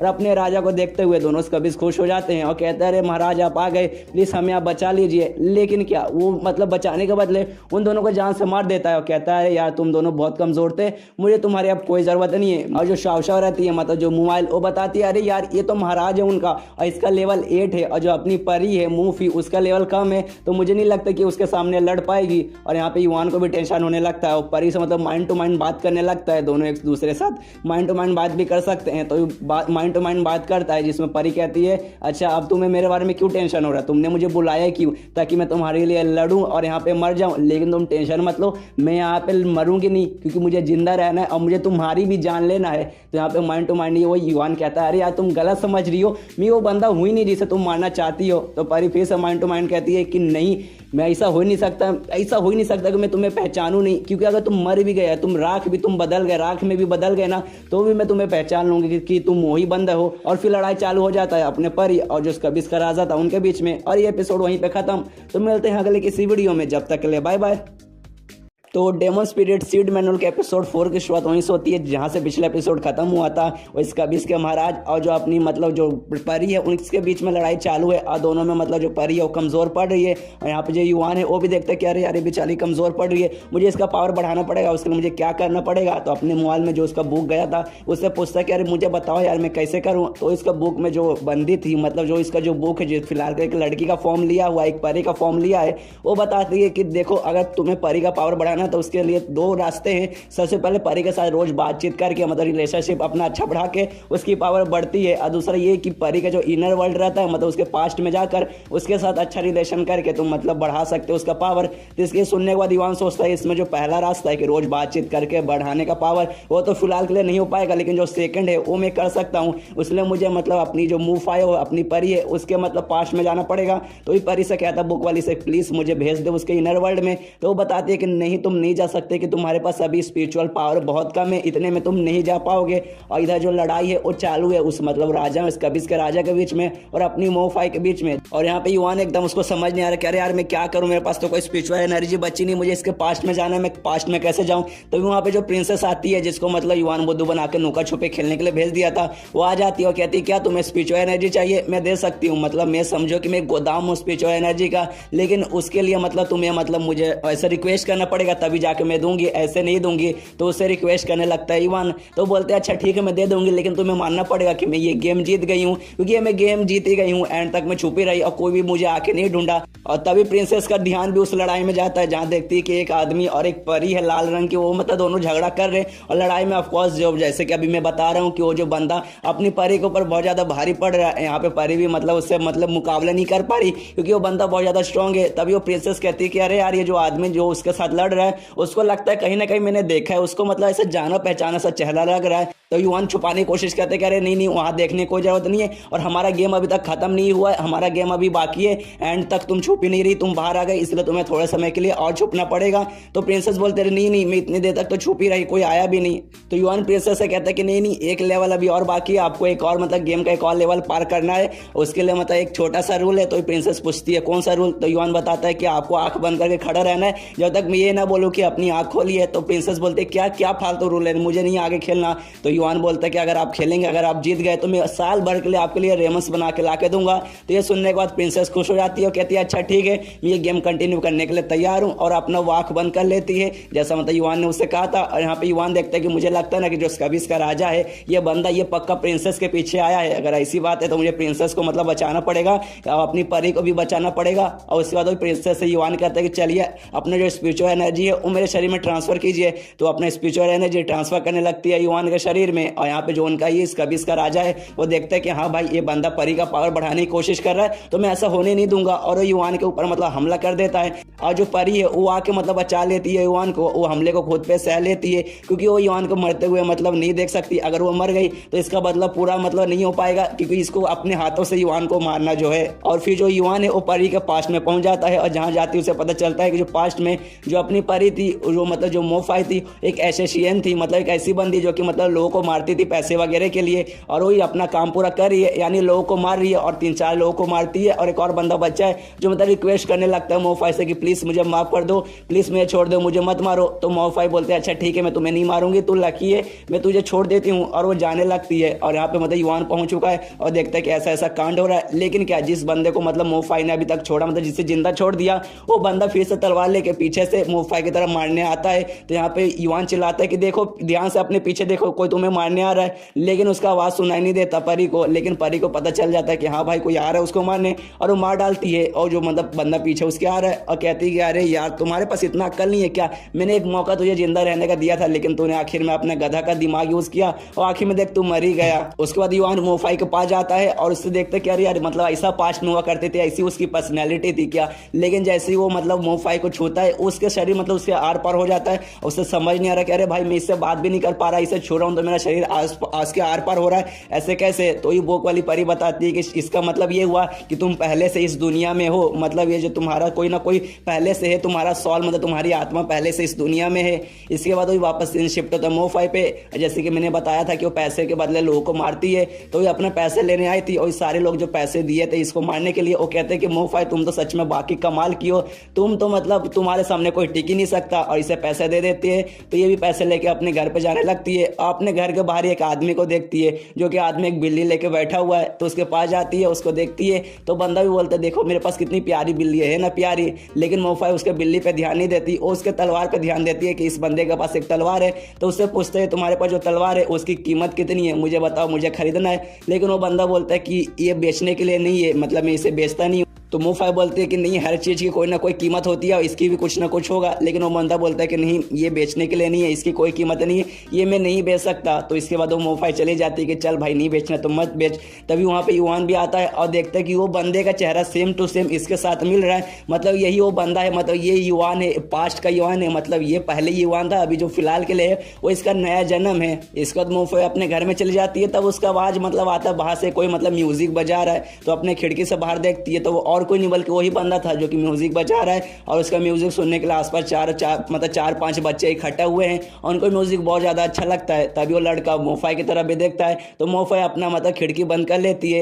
इसका थोड़ी देर बाद का सीन शिफ्ट होता है, जो मोफाई अपने घर से बाहर आती है तब उसका आवाज़ सुनाई देता है उसी बंदे का, और कुछ बंदे मिलकर उसको मार रहे हैं क्योंकि वो एक बच्ची के पीछे पड़े थे और वो बंदा उस बच्ची को बचाने की कोशिश कर रहे। तो सारे लोग मतलब उसको मार रहे कि इस बच्ची को छोड़ दे, इस बच्ची को हमें दे दे। लेकिन वो देने को तैयार ही नहीं है, वो कहते हैं कि कुछ भी हो जाए मैं नहीं दूंगा, मैं इसे बचा के रहूंगा। और ये सब मतलब जो मोफाई है वो भी सुन रही है और देख रही है। और उसके दिमाग में भी आता है कि जब वो छोटी थी उस समय भी एक आदमी था जिसने इसको ऐसे बचाने की कोशिश की थी, जो हमने एपिसोड 2 में भी देखा था। वो और कोई नहीं बल्कि अपने युवान था जो कि पास्ट में पहुंचा था और इसको बचाने की कोशिश किया था। और उसका तो सारे गुंडे उसी आदमी को परेशान किए जा रहे, उसको मारे जा रहे कि वो बच्ची हमें दे दे वरना तुझे छोड़ेंगे नहीं। और कहते हैं कि चल भाई बस हो चुका है, तू हमें नहीं दे रहा, अब तुझे मतलब मैं जान से मार दूंगा। तो इसके बाद वहां पे मतलब उसका जैसे वो मारने वाला रहता है वो बंदा, वैसे वहां पे मोफाई आ जाती है, उसका हाथ पकड़ लेती है। और जैसे वो सारे गुंडे मोफाई को देखते हैं और डर जाते हैं कि अरे यार तो वही मोफाई है जो कि मतलब सबको मारती है, इतनी खतरनाक औरत है। और ये रिक्वेस्ट करने लगती है कि प्लीज हमें मत मारो, प्लीज हम लोग को मतलब छोड़ दो, हमें जान से मत मारो। तो मोफाई बोलता है अच्छा ठीक है मैं नहीं मारूंगी,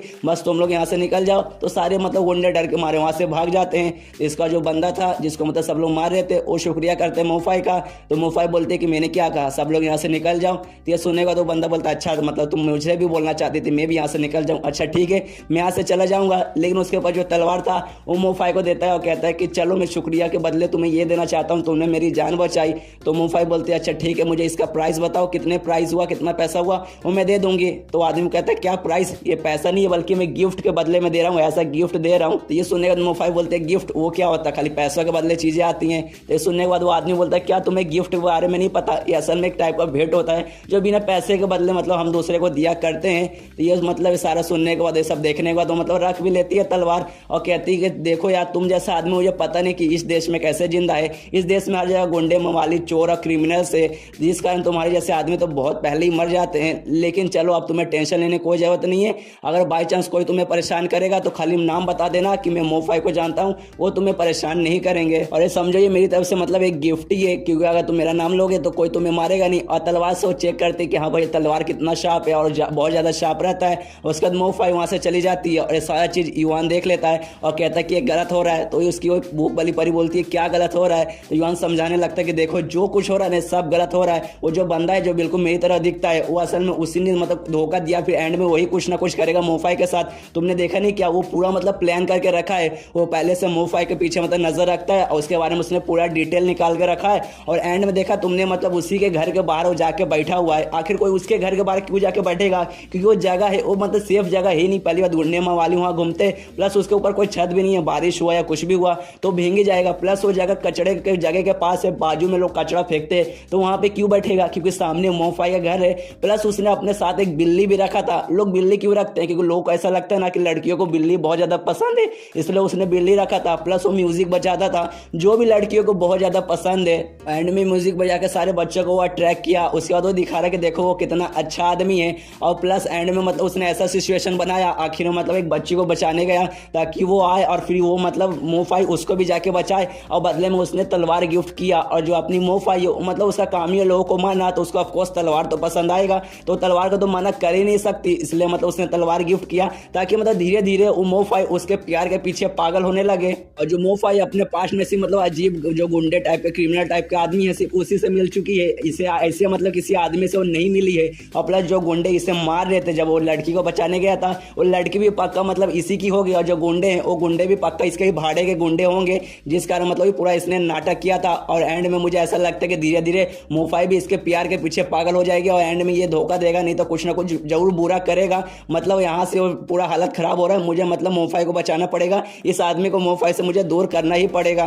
और फिर सीन शिफ्ट होता है ओरिजिनल जो युआन का बॉडी है, जहाँ मतलब स्पिरिचुअल एनर्जी करके वो गया था उसके परी के इनर वर्ल्ड में। और जहाँ पे वो प्रिंसेस जो उसको स्पिरिचुअल एनर्जी दे रही है, वो कहती है प्लीज युआन जल्दी अपनी आंखें खेलो, जल्दी वापस यहाँ पे पहुंचे, क्योंकि जो मेरी स्पिरिचुअल एनर्जी है वो बहुत ही जल्दी खत्म होने वाला है। और वहाँ पे वही मतलब स्कबिस के राजा और जो परी है उसके बीच में लड़ाई चालू है, जहाँ ऑफकोर्स वो भारी परी के ऊपर अरे आखिर में बहुत बड़ा मतलब ब्लास्ट करता है। और ब्लास्ट करने के बाद परी को थोड़ा सा चोट लगता है। और यहाँ पे मतलब वही परी देखती है कि अभी तक वो पूरा कारनामा कर ही रहा है, अभी तक वो मेरे इनर वर्ल्ड में अभी तक वो बाहर नहीं आया। और जो स्कबिस का राजा है वो अपने एक अटैक पूरा तैयार कर लेता है युआन पे हमला करने के लिए, और युआन पे हमला करने वाला रहता है। यहाँ पे परी भी देखती है कि अरे यार वो हमला करने जा रहे हैं उस पर, तो मतलब युआन के सामने आ जाती है कि नहीं, मैं तुझे इसे मारने नहीं दूंगी, इसे मैं मारूंगी। और सामने आ चुकी है, तो ये अपना अटैक करने आता है स्कबिस का राजा और अपना तलवार आगे करता है और उस तलवार को वो मतलब परी के आर पार कर देता है। लेकिन उससे वो मरती नहीं और कहती है कि मैं तुझे रोक के रहूंगी कुछ भी हो जाए, और अपना एक अटैक तैयार करती है जिससे मतलब बहुत सारे लाल रंग के जो पेड़ के जड़ रहते हैं उस टाइप का निकलता है और स्कबिस के राजा को पूरा जकड़ लेता है। और सब का सब मतलब जितना भी जड़ है उसके खून से बना है। और जो स्कबिस का राजा भी कहता है देखो तुम इससे मुझे जब तक ही रोक पाओगे जब तक तुम्हारे शरीर के अंदर खून रहेगा, उसके बाद ऑफकोर्स तुम मतलब नहीं रोक पाओगे, इसके बाद तुम मर ही जाओगे, तो इससे मतलब मुझे नहीं लगता कि तुम्हें कोई फायदा होगा। लेकिन परी बोलते कि नहीं होगा। और जो मतलब मैं जब पहले थी, जब मैं पास्ट में अपनी थी, उस समय मतलब कुछ और मुझे डिसीजन लेना चाहिए था, जो मैंने किया वो मुझे नहीं करना चाहिए था। और यहीं पे ये एपिसोड खत्म। तो मिलते हैं अगले किसी वीडियो में, जब तक के लिए बाय बाय। तो demo spirit Seed Manual episode 5 की शुरुआत वहीं से होती है जहां से पिछला एपिसोड खत्म हुआ था। जो हमारा मेन कैरेक्टर है युआन, वो अपनी परी यानी मोफाई के पास्ट में आ चुका है, जहां उसे पता चलता है कि युआन जैसा दिखने वाला एक बंदा मोफाई को मतलब धोखा दे रहा है, मतलब उसके साथ क्लोज रिलेशनशिप बना रहा है बाद में, ताकि उसे धोखा दे सके। और उसे मतलब मोफाई को समझाने की भी कोशिश करता है, लेकिन जो मोफाई है असल में इसे देख ही नहीं पा रही, ना इसका कोई आवाज वगैरह वो सुन पा रही है, जिस कारण मतलब वो भी उसके जाल में फंसे जा रही है। और यहाँ पे युआन को बहुत ज्यादा गुस्सा आता है और अपने जैसे दिखना जो बंदा जो उसको धोखा दे रहा है उस पर वो चिल्लाने लगता है, उसे मतलब बहुत बुरा वाला बोलते हैं कि एक नंबर कमीना है, पागल है, हरामी है, एकदम माधर आई मीन मतलब कमीना हरामी है एक नंबर का। और ये सारी बातें है वो बंदा सुन भी लेता है और कहता है कि युआन को कहता है कि बस भाई हो गया, मेरा मजाक उड़ा लिया। और ये देख के मतलब युआन का एकदम समझ नहीं आ रहा, अरे भाई ऐसे कैसे, जो मोफाई या प्लस जो दूसरे लोग हैं वो ना ही मुझे देख सकते ना ही मेरा आवाज़ सुन सकते, लेकिन भाई तू कैसे मेरा आवाज़ देख सुन सकता है, तू मुझे कैसे देख सकता है। तो वो बंदा बोलता है क्योंकि हम दोनों का आत्मा सेम है, हम दोनों एक ही जैसे दिखते हैं, सिर्फ दिखते नहीं है बल्कि जो हमारा आत्मा एक मतलब एक ही है, जिस कारण हम दोनों एक दूसरे को देख पा रहे हैं। तो इसके बाद ईवान कहता है अच्छा ठीक है तू मुझे देख पा रहा है, लेकिन जो तू कर रहा है वो गलत कर रहा है, मोफाई के साथ ऐसा मत कर, उसको छोड़ के यहाँ से चल जा, उसको दुख मत पहुंचा। तो ये सुनने के बाद वो लड़का कहता है कि अरे यार तू क्या बोल रहा है, वो एक मतलब गेम जैसा मैं समझ रहा हूँ, वही गेम के कैरेक्टर है और मैं ये गेम खेल रहा हूँ, तो जैसा मतलब गेम में होता है बस मैं भी वैसा कर रहा हूँ। तो ये सुनने के बाद ईवान को बहुत ज्यादा गुस्सा आता है, उस पर चिल्लाता है देख भाई वो ना ही वो कोई गेम की कैरेक्टर है, वो एक इंसान है जो कि चुपचाप अपनी जिंदगी जी रही है, तो उसकी जिंदगी यहाँ बर्बाद करने आया है। वो कोई भी गेम की कैरेक्टर नहीं है, ना ही वो तुझसे बिलोंग करती है ना ही मुझसे बिलोंग करती है, इसलिए भलाई तेरी इसी में कि तू मतलब उसे छोड़ के यहाँ से दूर चल जा। लेकिन वो बोलता है कि नहीं नहीं यार मुझे गेम में मजा आ रहा है, मैं जा रहा हूँ, मतलब मैं अपनी जिंदगी अच्छे से करूंगा और मुझे जो उसके साथ करना है वो मैं सब करूंगा। और यहाँ पे मतलब ईवान को गुस्सा आ रहा है कि साला ये बंदा समझ नहीं आ रहा है, अभी तक ये सुन ही नहीं रहा, ये पक्का उसको मतलब चोट पहुंचाएगा ही। और फिर सीन शिफ्ट होता है मोफाई पे, जो कि अपने घर में मतलब आराम से मतलब इसी चुपचाप खड़ी है। तभी उसको ऐसा लगता है कि उसके घर पे कोई आया है, और सच में कोई बंदा आया रहता है जो दरवाजा खटखटाता है। तो जो मोफाई है अपना तलवार निकाल लेती है और सीधा दरवाजा खोलते ही जो बंदा आया है उससे मतलब ऐसा तान लेती है कि हाँ भाई तू आ गया, तू बचेगा नहीं। लेकिन वो और कोई नहीं बल्कि ईवान जैसा दिखने वाला वो बंदा रहता है। तो मोफाई भी देख के चौंक जाती है कि अरे भाई तू तो मतलब अपना तलवार वगैरह हटाती है और कहती है कि अरे भाई तू मतलब यहाँ क्या करने आया है। तो वो बंदा बोलता है क्या मतलब तुम्हारे घर पे जो भी लोग आते हैं सबको तुम ऐसी स्वागत करती हो, मतलब आते ही सीधी तलवार ऐसा टांग लेती हो। ये सुनने के बाद मोफाई बोलती है कि नहीं मतलब पहली बात मेरे घर पे कोई आता ही नहीं, ऐसा ये पहली बार हो रहा है कि मेरे घर का कोई दरवाजा खटखटा रहा है। इससे पहले जितने भी आदमी आए हैं और जबरदस्ती उन्होंने घुसने की कोशिश की है उस सबके सब मुझे मारने आए हैं, इसलिए मेरे घर पे कोई भी आता है तो मतलब वो बंदा मुझे मारने ही आता है, जिसका मैंने ऐसा तलवार ऐसा कर लिया था। लेकिन तुम यहाँ क्या करने आए हो। तो ये सुनने के बाद वो बंदा बोलता है कुछ नहीं बस मैं तुम्हारे लिए कुकीज वगैरह लाया था। तो मोफाई बोलते कुकीज कहाँ है कुकीज। तो जो कुकीज था वो असल में गिर गया था, जब से मतलब घर के अंदर आया था वैसे ही मोफाई ने उस पर हमला कर दिया था, जिसके कारण जितने भी कुकीज वगैरह पूरे जमीन पे गिर जाता है। जो देख के मोफाई को भी मतलब बुरा लगता है कि अरे यार बेचारा मेरे लिए कुकीज लाया था लेकिन मैंने उस पर ऐसा हमला कर दिया जिसके कारण वो गिर गया। लेकिन यहाँ पे वो बंदा बोलता है तुम्हें टेंशन लेने की कोई जरूरत नहीं है, ये गिर गया कोई बात नहीं, मैं मतलब मैं ढेर सारा कल नहीं तो परसों और लेके आ जाऊंगा। उसका तो वहाँ से वो चला जाता है और मोफाई भी मतलब उसको जाते हुए ऐसा देखती है, मतलब यहाँ पे जो मोफाई है वो भी उसके जाल में आने लगती है। तो इसके दिल में भी उस बंदे के लिए कुछ कुछ होने लगता है। और यहाँ पे ईवान भी मोफाई के पास आ जाता है और उसे कहने की कोशिश करते कि अरे यार प्लीज यार ये मतलब नींद से उठो, वो बंदा तुम्हें धोखा दे रहा है, वो बंदा तुम्हें जानबूझ के अपने जाल में फंसा रहा है, प्लीज ये सब मत करो। लेकिन यहाँ पे ना ही मोफाई ईवान को देख सकती है ना ही सुन सकती है, तो उसके बात को ना ही वो सुनती है और ना ही समझती है। और इसके बाद से वही लड़का मतलब ईवान जैसा दिखने वाला बंदा और प्लस जो मोफाई है दोनों बहुत टाइम साथ में स्पेंड करने लगते हैं, साथ में घूमते हैं, बहुत सारी बातें वगैरह करते हैं। और एक दिन उनके शहर में मतलब एक लाइट हाउस था, उसके ऊपर वो दोनों बैठ के आराम से ऐसी बातें कर रहे हैं, जहाँ पे वो बंदा मोफाई से कहता है कि जहाँ मतलब फिलहाल के लिए हम हैं, जिस देश में हम हैं यहाँ पर मतलब क्रिमिनल वगैरह होना बहुत आम बात है,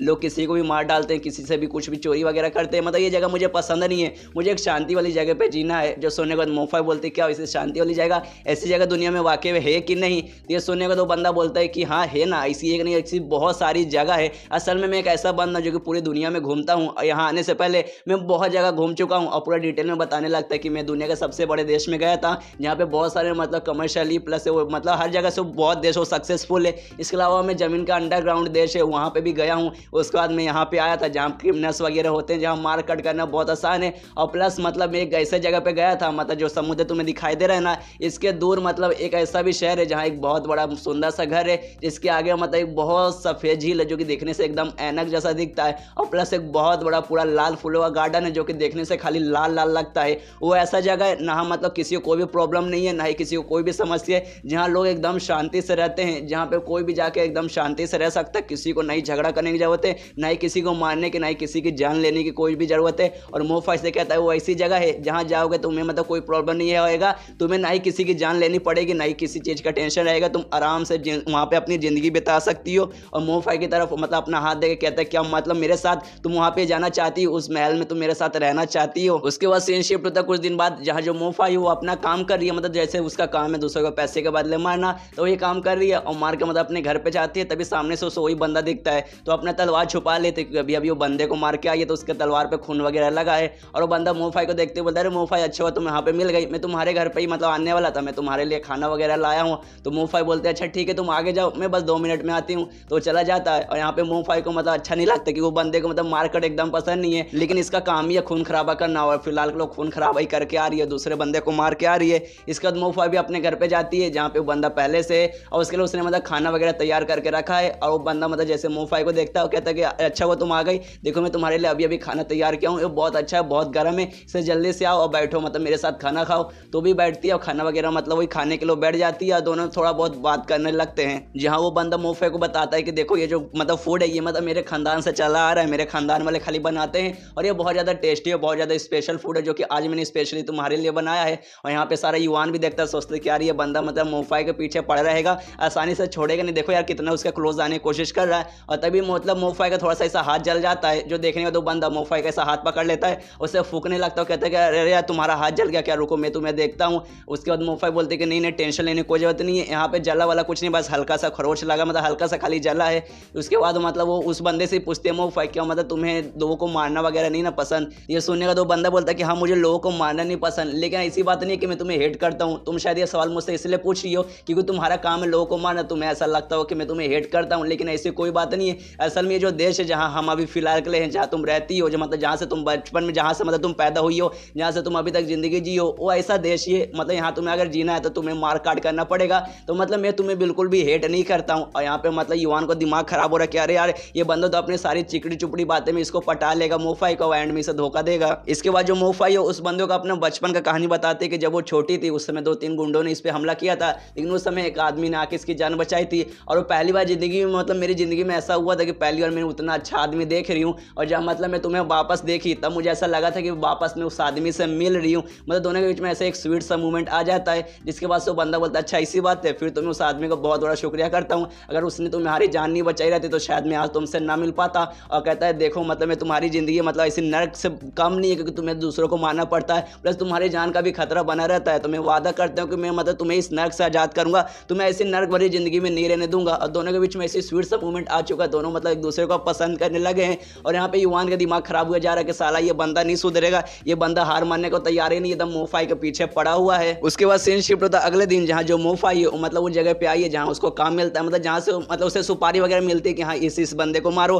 तो वहाँ पे आई है और मन में ठान के रखी है कि यहाँ पे मतलब मैं आखिरी बार आ रही हूँ, अपना आखिरी काम करूंगी और जो मुझे पैसे मिलेंगे वो पैसे लेके मैं टिकट वगैरह लूंगी और देश से मतलब वहाँ चल जाऊंगी जहाँ पे मतलब शांति भरी दुनिया, जहाँ मतलब बंदा बात कर रहा था कि जहाँ पे एक बहुत बड़ा महल है, जहाँ बहुत बड़ा गार्डन है, एक सुंदर से झील है, जहाँ मतलब कोई झगड़ा नहीं होता, जहाँ कोई भी लड़ाई नहीं होता। मैं जाऊँगी मतलब अपने उस बंदे के साथ जाऊँगी और वहीं पर जाके अपनी पूरी ज़िंदगी बिताऊँगी। तो अपना आखिरी मिशन लेने आई है, जहाँ पे जो बंदा इसे मिशन देता है मतलब सुपारी वगैरह देता है, वो बंदा भी कहता है कि अच्छा मतलब मैंने सुना था कि जो मोफाई है वो किसी के प्यार के पीछे पड़ गई और तुम्हें देखने से ऐसा लग रहा है कि हाँ ऐसा है। तो ये सुनने के बाद मोफाई बोलती कि ज़्यादा मतलब मेरे पर्सनल मामले में मत आ, मैं यहाँ से तेरे को सुपारी वगैरह लेने आई हूँ, अगर है तो चुपचाप मुझे दे दे। तो बंदा बोलता है कि अच्छा हाँ है मैं तुम्हें दे रहा हूँ, और उससे एडवांस पेमेंट मांगती है तो वो एडवांस पेमेंट भी दे देता है। उसके बाद मोफाई जाने लगती है और जाने से पहले वो बंदा बोलता है देखो मतलब ये तुम्हें क्या करना है वो तुम ही डिसाइड करो, मतलब किसी के पर्सनल मामले में टांग अड़ाने का मुझे कोई अधिकार नहीं है। लेकिन वो जो लड़का है ना जो मतलब जिसके प्यार के पीछे तुम पागल हुई हो, वो लड़का कोई मतलब मुझे अच्छा लड़का नहीं लग रहा, देखना वो एंड में तुम्हें चोटी पहुंचाएगा। लेकिन मोफाई उसकी बात पे ध्यान नहीं देती और चली जाती है और अपना मतलब आखिरी मिशन कर लेती है, उससे उसे पैसे कमा लेती है और टिकट वगैरह वो ले लेती है। और जो लेने के बाद उसी बंदे के पास जाती है, मतलब युवान जैसा दिखने वाले बंदे के पास जिससे मतलब प्यार करने लगी है, और कहती है देखो मतलब मैंने पैसा जमा किया है, 2 टिकट मिल गए हैं, तो अब ये 2 टिकट से हम साथ में जाएंगे जहाँ तुम बात कर रहे थे और वहाँ मतलब अपनी हंसी खुशी जिंदगी बसाएंगे, लड़ाई बड़ी झगड़े से मतलब एकदम दूर। इसके बाद वो बंदा बोलता है कि हाँ तुमने सही कहा, तो हम 3 दिन बाद लगभग जाएंगे और जो लाइट हाउस है वहाँ पे इंतजार करना, मैं वहाँ पे आऊँगा और वहाँ से हम दोनों साथ में जाएंगे। तो उसके बाद सीन शिफ्ट होता है 3 दिन बाद और जो मोफाई है वो भी अपना सामान वगैरह पैक करके लाइट हाउस पे जाने के लिए तैयार हो जाती है। यहाँ रास्ते में मतलब 2-3 बदतमीज आदमी दिखते हैं जो मोफाई के पास आके हंसने लगता है, कहते देखो ये तो मोफाई है, ये इतनी खतरनाक हो रहा था कि सारे आदमी वगैरह इससे डरते हैं, सबको मतलब ये एक बार में जान से मार डालती है। लेकिन देखो यार ये तो लगता है किसी से प्यार करने लगी है और मतलब ये देश छोड़ के तो बाहर जा रही है प्यार से अपनी जिंदगी जीने। देखो यार लड़की को क्या हो गया। लेकिन जो मोफाई है वो खाली चुपचाप मतलब इनको घूर के देखती है, कुछ भी नहीं बोलती। जिस बात पे उन बंदों की फट जाती है और वो माफ़ी मांगने लगते कि प्लीज़ मोफाई हमें माफ़ कर दो, हमसे गलती हो गई, हमें ऐसा नहीं बोलना चाहिए था, प्लीज़ हमें मारो मत। लेकिन यहाँ पे मोफाई ने ठान लिया कि अब से वो खून खराब नहीं करेगी, अपनी अच्छी एक ज़िंदगी जिएगी, इसलिए मतलब उन बंदों को कुछ भी नहीं करती और लाइट हाउस पे पहुँच जाती है और वहाँ उस बंदे का इंतजार करने लगती है। और यहाँ पे युवान है, युवान भी देखता है कि यार वो बंदा मतलब अभी तक आया नहीं है, उसने मोफाई को बुला लिया, यार वो बंदा नहीं आने वाला है। लेकिन यहाँ पे मोफाई इंतजार करती है और यहाँ पे युवान को देख के अच्छा नहीं लगता कि यार बेचारी के साथ कितना बुरा हो रहा है, इसको अभी तक कुछ समझ क्यों नहीं आ रहा। और लगभग ऐसे करते हुए आधा दिन निकल जाता है, जो मोफाई है वो इंतजार कर ही रही है लेकिन वो अभी तक नहीं आया है। तो उसको ऐसा लगता है कि मैं लाइट हाउस के ऊपर हूँ, शायद वो लाइट हाउस के मतलब नीचे इंतजार कर रहा होगा। तो नीचे भी देखती है लेकिन नीचे कोई भी नहीं रहता, तो थोड़ी सैड हो जाती है कि यार अभी तक नहीं आया, कोई बात नहीं थोड़ी देर बाद आ जाएगा। लेकिन यहाँ पे युवान देखता है कि यार वो बंदा नहीं आने वाला, प्लीज मोफाई जाओ अपनी पहली जैसी जिंदगी जियो, मतलब ये सब मत करो, उसके पीछे मत रहो। और उसको इंतजार करते करते लगभग 3 दिन और 3 रात हो जाता है लेकिन अभी तक उस बंदे का इंतजार कर रही है। और यहाँ यहाँ पे युवान को देख के ये सब बिल्कुल भी अच्छा नहीं लगता और उससे वो कहना चाहता है कि प्लीज़ यार ऐसा मत करो, उसके लिए इंतजार मत करो, वो बंदा कभी नहीं आने वाला है, वो तुम्हारा प्यार कभी डिजर्व ही नहीं करता, वो बंदा अच्छा है नहीं, प्लीज़ जाओ वापस जाके रहो। तो मेरी बात क्यों नहीं समझ रही है यार, मेरी बात सुनो प्लीज़ सुनो यार, यहाँ से तुम चली जाओ। लेकिन असल में उसको ना ये देख पा रही है ना ही इसको सुन पा रही है। ऐसा करते करते सुबह भी हो जाती है, सुबह भी मतलब वो बंदा नहीं पहुंचा है। तभी वहाँ पे वो बंदा आता है जो मतलब मोफाई को सुपारी वगैरह देता था और वो कहता है कि अरे यार तुम्हारा मतलब दिमाग खराब है, तुमने 3 दिन से यहाँ पे इंतजार करी हो, असल में ये एक जाल है, प्लीज़ यहाँ से निकल जाओ, तुम्हें मारने के लिए तुम्हारे दुश्मन वगैरह लाइट हाउस के नीचे मौजूद है। और वहाँ पे मतलब सच में नीचे 10-15 या फिर उससे भी ज़्यादा दुश्मन वगैरह मोफाई के आ गए थे मोफाई को मारने के लिए। और वो मतलब हमला करके जो लाइट हाउस का ऊपर का एरिया रहता है वो ब्लास्ट कर देते हैं, जिस कारण जो मोफाई है उसको भी थोड़ा बहुत चोट लगता है, बस थोड़ा सा ज़्यादा नहीं। और उसका मतलब जैसे उठती है, जैसे मतलब चोट वगैरह लगा तो उठती है और समझ जाती है वो बंदा जिसका वो इंतजार कर रही है उसको पक्का कुछ ना कुछ हुआ होगा, किसी ने शायद उसको मतलब चोट वगैरह पहुंचाया होगा, इसलिए वो अपने तलवार लेके निकल जाती है उन सारे लोगों को मारने जो कि इसको मारने आए हैं। तो लाइट हाउस के नीचे उतरती है और मन में सोच के रखी कि नहीं उसको कुछ भी नहीं होना चाहिए, उसको कुछ भी नहीं होगा, मैं उसे बचा लूंगी, मुझे यहाँ से मतलब अब नहीं रहना, मुझे यहाँ से मतलब निकलना है और उसके साथ अपने हंसी खुशी जिंदगी जीना है वहाँ पे उस महल में जहाँ वो बात कर रहा है। और नीचे जैसे लाइट हाउस के आती है, ढेर सारे मतलब 3-4 बंदे उस पर हमला करने के लिए तैयार थे, लेकिन मोफाई उन सबको मार डालती है। उसके बाद वो लाइट हाउस के बाहर भी आती है जहाँ बाहर ढेर सारे बंदे मतलब उसको मारने का इंतजार कर रहे हैं। और उन सारे लोगों ने एक छोटी बच्ची को भी पकड़ के रखा है और मोफाई को धमकी देते कि अगर देखो मोफाई, अगर तुमने मतलब हमें चोट पहुंचाने की कोशिश की तो हमने इस बच्ची को मतलब मार देना है, हम इस बच्ची को जान से मार डालेंगे। तो मोफाई वो बच्ची से सवाल भी पूछते क्या तुमने लंबे बाल वाले आदमी को देखा है, मतलब जिसके साथ में रहती थी, जिससे मतलब मैं प्यार करती हूँ। तो बच्ची बोलती है कि हाँ वो मुझे बचाने आए थे लेकिन इन लोगों ने मतलब उनको मार डाला। इसका दो लोग भी बोलते हैं कि हाँ ये बच्ची सही बोल रही है, अगर तूने हमें चोट पहुंचाने की कोशिश की तो हम इस बच्ची का भी हालत वैसे करेंगे जैसे हमने उस लड़के का हालत किया। जो सुनने के बाद मोफाई को बहुत ज़्यादा गुस्सा आता है, वो अपना तलवार निकाल के उस सारे लोगों की तरफ मार डालती है और मतलब सबको वहाँ पे जितने भी दुश्मन थे वो सबको मार डालती है। और उसके बाद वो बच्ची को गले लगा लेती है और कहती है प्लीज़ डरो मत, देखो तुम्हारी बहन यहाँ पर, तुम्हारी बड़ी बहन आ चुकी है, तुम्हें कुछ भी होने नहीं देगी। लेकिन तभी वो जो छोटी बच्ची रहती है वो मोफाई को चाकू मार डालती है और यहाँ पे मतलब मोफाई को समझ नहीं आ रहा यार इस बच्ची ने मुझे क्यों मारा। और तभी वहाँ पे वो बंदा भी पहुँच जाता है, मतलब वही जिससे मोफाई प्यार करने लगी थी और इसी ने मतलब उस छोटी बच्ची को बोला था ऐसा करने को। और यहीं पे ये एपिसोड खत्म। तो मिलते हैं अगले किसी वीडियो में, जब तक के लिए बाय बाय। तो Demon Spirit Seed Manual episode 6 की शुरुआत वहीं से होती है जहाँ से पिछला एपिसोड खत्म हुआ था। जो मतलब वो युवान जैसा दिखने वाला बंदा रहता है वो मरवा देता है मतलब मोफाई को, लेकिन सिर्फ चाकू मरवाता है, वो मरी नहीं रहती है। वहाँ पे मतलब वो बंदा भी आ जाता है और मोफाई उसे देख के खुश हो जाती है कि देखो मतलब मेरा आशिक आ चुका है, लेकिन मरवाया तो उसी ने था। और जो बच्ची था जिसने मतलब मोफाई को चाकू मारा था वो भी उस लड़के के पास जाती है, कहते कि अरे भैया आपने से कहा था, इस लड़की को मारने का काम तो एकदम चुटकी के बराबर था, देखिए कुछ मुझे मेहनत भी नहीं करना पड़ा और मैंने इसे मार भी दिया। और ये देखने के बाद मतलब ये जानने के बाद मोफाई को भी बहुत बुरा लगता है, उसे भी समझ नहीं कि क्या हो रहा है, ये मतलब लड़का मुझे क्यों मरवाना चाहता है, तो मुझे पसंद करता ना, मेरे साथ ये जगह छोड़ के बाहर एक शांति वाली जिंदगी जीना चाहता था ना। अब मोफाई को चाकू लगा था पेट में तो उसको मतलब अभी चल नहीं पा रही, जिस कारण वो रेंगते रेंगते मतलब उस लड़के के पास आने की कोशिश करती है और कहती है कि मैं अभी भी तुम्हारे साथ जा सकती हूँ, ये जगह छोड़ के मतलब कहीं दूर हम लोग साथ में चलेंगे। लेकिन वहाँ से पीछे से ढेर सारे गुंडे वगैरह की एंट्री हो जाते हैं और यहाँ पे उन गुंडों का जो लीडर रहता है वो बताता है कि आज चलो यार हमारा प्लान सक्सेसफुल हुआ, ये जो लड़का है ये सारा प्लान इसी का था, मतलब इसने हमारे पास आया, हमें बताया कि तुम्हारी जो दुश्मन है मोफाई, मैं उसको जाल में अपने फंसाऊंगा, अपने प्यार के मतलब जाल में उसे गिराऊंगा, फिर मतलब तुम मतलब ऐसा ऐसा कर दूंगा, एंड में उसको ये टावर के पास ले आऊंगा जहाँ तुम लोग पहुँच गए, तुम लोग उससे अपना बदला ले सकते हो, लेकिन उसे बस जान से मत मारना, नुकसान वगैरह पहुंचाना हो एंड में मुझे दे देना। लेकिन जो मोफाई है उसकी बात पे ध्यान नहीं देती और रेंगते रेंगते जो जा रही थी अब उड़ जाती है और ऐसी मतलब सही से चल नहीं पा रही तो भी कोशिश करती है, उसके पास जाने की कोशिश करती है। पीछे से जो युवान है वो भी चिल्ला रहे कि यार मोफाई रुक जा, उसके पास मत जा, उसके पास जाके मतलब नहीं है, देखो उसने तुम्हें धोखा दे दिया, मैं पहले से मना कर रहा हूँ। लेकिन जो मोफाई है नहीं से देख सकती है, नहीं उसका आवाज़ सुन सकती है, जो मोफाई है उसकी तरफ बढ़ रही है और सारी बातें याद करिए जो उस लड़के ने इससे कहा था, प्यार वाली बातें उस सब का सब अभी उसके दिमाग में चल रहा है। उतने भी जो गुंडे वगैरह रहते हैं, 2 आदमी आते हैं, उसका हाथ पकड़ के उसे ऐसे जमीन पे बैठा देते हैं उसको जान से मारने के लिए। और ये देखने में तो लड़का बोलता है कि यार मैंने पहले कहा था खाली थोड़ा बहुत नुकसान पहुंचाना, तुम अपना बदला ले लेना, लेकिन जान से मत मारना, तुम इसे जान से क्यों मारे हो। तो उनका लीडर आता है इस लड़के के पास और कहता है देख भाई तू हमारे पास आया था, तूने हम प्लान बताया था, हमें अच्छा लगा, हम तेरे प्लान पे एग्री भी हो गए थे, हमने बोला भी था अच्छा ठीक है मोफाई को एंड में तुझे दे देंगे, लेकिन हमने ये तो नहीं कहा था उसको जिंदा देंगे या मार कर देंगे, तो हम इसको पहले जान से मारेंगे, अपना बदला पूरा ले लेंगे, फिर इसको मतलब तुझे देंगे। और यहाँ पे मतलब मोफाई एकदम 100% कंफर्म हो जाती है कि ये लड़का मेरे से कोई प्यार नहीं करता, मुझे धोखा दे रहा था, खाली अपना मतलब इन लोगों से दोबारा बदला लिखवा के मेरे साथ एंड में कुछ करना चाहता था। उसका भी मतलब उसके सामने अभी पूरी फ्लैशबैक चलने लगता है कैसे ये लड़का इसकी ज़िंदगी में आया, इससे अच्छी अच्छी बातें कि साथ में दोनों ने मूवमेंट निकाला था, दोनों एक दूसरे को पसंद करने लगे थे, लेकिन एंड में खाली मैं ही उसे पसंद करती थी, वो तो मेरे से मतलब खाली दुश्मनी निकाल निकाल रहा है और खाली मतलब एंड में उसने मुझे धोखा ही देना था और कुछ नहीं। और उसको बहुत ज़्यादा बुरा लगता है पूरा एकदम, मतलब उसको समझ नहीं आ भाई ऐसे कैसे हो गया यार, मैंने एकदम एक्सेप्ट नहीं किया था। पूरा रोने लगती है वो, चिल्लाने लगती कि ऐसा नहीं हो सकता। उतने में जो लड़का रहता है, जितने भी गुंडे रहते हैं, वो सबको मारने लगता है। मतलब खुद से नहीं मारने लगता, उसके पास पहले से 3 परी रहती है, वो 3 परी के जरिए वो सारे गुंडे वगैरह को मारने लगता है। कहता है कि देखो मैंने भी तुमसे झूठ बोला था, मुझे ये मोफा एंड में मतलब चाहिए, तुम इसे जान से नहीं मार सकते। और जितने भी गुंडे वगैरह हैं वो सबको मतलब मार के वहाँ से भगा डालता है। मतलब भगाता नहीं, आपको सबको मार डालता है, एक भी भाग नहीं पाते। और वहाँ पे पूरा मतलब जगह में तबाही हो जाती है। उसके जो 3 परी थे वो 3 परियों ने मिलकर पूरा मतलब तबाही मचा दिया है। और यहाँ पे जो मोफा है, मोफा भी अभी बहुत ज़्यादा गुस्से में, पूरा उसको दुख लगा कि लड़के ने मुझे धोखा दिया, इसने मेरे साथ सही नहीं किया। वो भी खड़ी हो जाती है। उतने में मतलब वो लड़के ने तो सारे गुंडे वगैरह को मार दिया है। अब वो भी मतलब इसके सामने खड़ा और कहता है चलो वो सारे गुंडे वगैरह खत्म हो गए और हमारा मतलब हम दोनों अकेले हैं, हमारे को बात करने का समय आ चुका है। लेकिन यहाँ मोफाई को मतलब उस पर बहुत ज़्यादा गुस्सा आ रहा है। वो लड़के पे इसलिए बाजू में एक तलवार पड़ा रहता है, वो तलवार उठाती है और सीधा मतलब हमला करने चल जाते हैं उस लड़के की तरफ। लेकिन उस लड़के के पास जो 3 परी थी उनमें से एक परी आ जाती है, उस लड़के को बचा लेती है और मोफा के साथ झगड़ा करने लगती है। इधर मोफा भी अपना पूरा जान लगा कर लड़ रही है और सामने से जो परी है वो तो परी है तो ऑफकोर्स नॉर्मल ह्यूमन से स्ट्रॉन्ग रहेगी,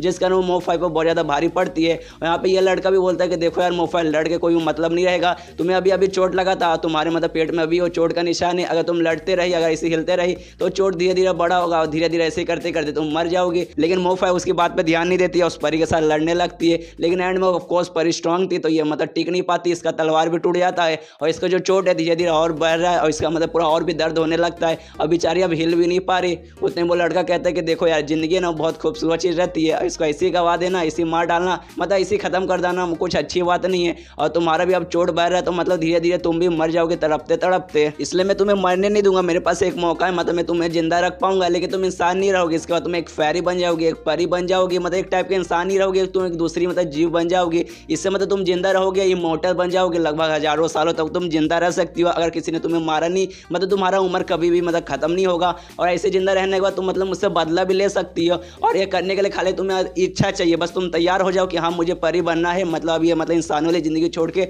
अब मुझे परी बन के आगे जिंदगी जीना है। उसका ये कॉन्ट्रैक्ट पूरा हो जाएगा, तुम एक परी बन जाओगे और इमॉर्टल बन जाओगी और मतलब फिर बाद में तुम मुझसे बदला भी ले सकती हो। और यहाँ पे जो मोफाई है उसको तो पहले से लड़के पे बहुत ज़्यादा गुस्सा आ रहा है। वो भी सोच लेते हैं कुछ भी हो जाए, भले मैं इंसान ना रहूँ, मैं परी बन जाऊँ या कोई भी मॉन्स्टर बन जाऊँ, मुझे इस लड़के से बदला लेना, इस लड़के को मुझे जान से मारना, इसलिए मुझे तैयार है। और भी तैयार हो जाती है मतलब परी वगैरह बनने के लिए। तो लड़का भी बोलता है अच्छा ठीक है। उसके पास एक फ्लावर था, उसको मतलब उसके जरिए रिचुअल वगैरह करता है और उसके जरिए मतलब जो फ्लावर था वो जमीन के अंदर जाता है, वो अंदर से जड़ें वगैरह निकलती है और जो परी को हर जगह से मतलब पूरा ऐसे जकड़ लेती है और कहता है ये फ्लावर स्पेशली मैंने तुम्हारे लिए चूज़ किया था, जिसका नाम है अनदर शोर, इसके जरिए तुम परी बन पाओगी। लेकिन अगर ये तुम्हें अभी फिलहाल के लिए नुकसान पहुंचाएगा, तुम्हें बहुत ज़्यादा दर्द देगा, अगर तुम ये दर्द सर्वाइव कर ली तो इससे साबित हो जाएगा कि हाँ तुम्हारे अंदर टैलेंट है परी बनने का और तुम मतलब बन जाओगी। लेकिन अगर तुमने ये मतलब ये जो दर्द है सर्वाइव किया, तो अगर ये दर्द तुमने सर्वाइव नहीं किया, तुम मर गई, तो फिलहाल के तुम्हारी जिंदगी खत्म हो जाएगा, तुम कभी परी नहीं बन पाओगे और यहीं तुम मर जाओगे। और ये सब चीज़ युवान देखता है, उसको बहुत ज़्यादा गुस्सा आता है इस लड़के पर और ये उसको मारने भी जाता है। लेकिन युवान जैसे उस पर हमला करता है वो उसके आर पार हो जाता है, उसे समझ नहीं आ रहा कि अरे भाई ऐसे कैसे हो गया, मैं इसे छू क्यों नहीं पा रहा। और फिर वो लड़का युवान से बोलता है देख भाई ये करना बंद कर दे, ये करने से कोई मतलब नहीं होगा, तो खुद को खाली नुकसान पहुंचाएगा। मैं खाली एक नॉर्मल गेम खेल रहा हूँ और ये जो लड़की है मोफा, ये गेम के कैरेक्टर है और मैं खाली मैं इसका एक लेवल अप करने की कोशिश कर रहा हूँ, उससे ज़्यादा कुछ भी नहीं। यहाँ पे युवान का एकदम उसका दिमाग खराब हो रहा है और तभी युवान का मतलब नजर जाता है कि वो अचानक से मतलब बहुत अजीब सी जगह पर है, आसपास कुछ भी नहीं, खाली काला काला है और पीछे वो लड़का है। और युवान से कहता है देख भाई हम दोनों का आत्मा सेम है, जो सोल तेरे अंदर, जो आत्मा तेरे अंदर है वो आत्मा मेरे अंदर है, हम दोनों एक दूसरे के साथ कनेक्टेड है। मतलब ऐसा समझ कि जो मैं ये कर रहा हूँ ना, ये मैं नहीं बल्कि ये तू ही कर रहा है। और मतलब मैं तेरा हर बात समझ सकता हूँ, तेरे दिमाग में क्या चल रहा है, तू क्या सोचता है, तुझे क्या पसंद है, तुझे क्या नहीं पसंद है, मैं सब बता सकता हूँ और सब सारी चीज़ें बताता है। और कहता देख भाई एक गेम है, तू गेम को कब से सीरियस लेने लगा, गेम है गेम की तरह खेल, ये कैरेक्टर है गेम के मोफाई, इसको खाली मैं लेवल अप कर रहा हूँ, इससे ज़्यादा कुछ भी नहीं। इतना सीरियस हो गया कभी भी गेम मत किया कर, मतलब गेम समझ, ज़्यादा सीरियस मत हो यहाँ पर। लेकिन युवान उस पर बहुत ज़्यादा गुस्सा करता है, कहता है कि कोई गेम नहीं है, वो जिंदगी है, मोफाई कोई गेम की कैरेक्टर नहीं है, वो एक इंसान हो, इसकी एक जिंदगी, उसके साथ ऐसा मत कर। लेकिन वो कहता है कि देख भाई युवान तू अभी फिलहाल के लिए बहुत ज़्यादा वीक है, बहुत ज़्यादा कमज़ोर है, तू ये सारी बातें नहीं समझ सकता। एक बार मतलब तू अगर स्ट्रॉन्ग बन जाएगा तब तेरा मतलब आइडिया मेरे जैसा हो जाएगा, जैसा अभी फिलहाल के लिए मैं कर रहा हूँ वो सब तू भी करेगा, तेरा मन भी मेरे जैसा हो जाएगा। उसका जो अजीब सी जगह रहती है वो पूरा गायब हो जाता है। युवान मतलब जहाँ पहले तब पहुँच जाता है, लेकिन वहाँ पे वो लड़का, उसके सारी परी वगैरह सब गायब हो जाती है, लेकिन युवान की जो बुक वाली परी रहती है वो वहीं पर रहती है। और यहाँ पे युवान उससे कहता है कि देखो अगर मैं गलत नहीं हूँ तो जो फिलहाल जो मोफाई है फिर से मतलब सील के अंदर बंद हो गई है, यहाँ से निकल नहीं पाएगी। और जब पिछली बार जब मतलब असली दुनिया में हम थे उस समय उस समय मतलब मैं मर गया था, मेरी छाती से खून निकला था, जिस कारण मतलब वो आज़ाद हुई थी। तो इस बार भी ऐसा अगर कुछ करूँगा तो फिर से शायद ये सील से आज़ाद हो जाएगी, और इस बार मैं इसके साथ ऐसा नहीं होने दूंगा, मैं इसे इस बार यहाँ से बचा के रहूँगा। तो वो बुक वाली परी समझाने भी लगते कि नहीं तुम ऐसा नहीं कर सकते, क्योंकि जो दुनिया है ये असली दुनिया नहीं है, ये तुम्हारी स्पिरिचुअल एनर्जी से बना हुआ है। अगर तुमने मतलब खुद को यहाँ पे मार लिया तो तुम्हारा जो रियल बॉडी है वो कभी भी जिंदा नहीं हो पाएगा, तो मतलब यहीं पे मर जाओगे, अपने असली दुनिया में कभी भी वापस नहीं पहुंच पाओगे। तो ये करने का कोई भी मतलब नहीं है। तुमने ऐसे मतलब अगर किया तो मान लो कि मोफाई आज़ाद भी हो गए यहाँ से, लेकिन तुम जिंदा नहीं रह पाओगे, तो एंड में कोई मतलब ही नहीं रहेगा। तो युआन बोलता है मुझे कोई फर्क नहीं पड़ता, मैं ये करने के लिए तैयार हूँ। तो साइड में एक तलवार का टुकड़ा पड़ा था, उसको अपने छाती पर लेता है,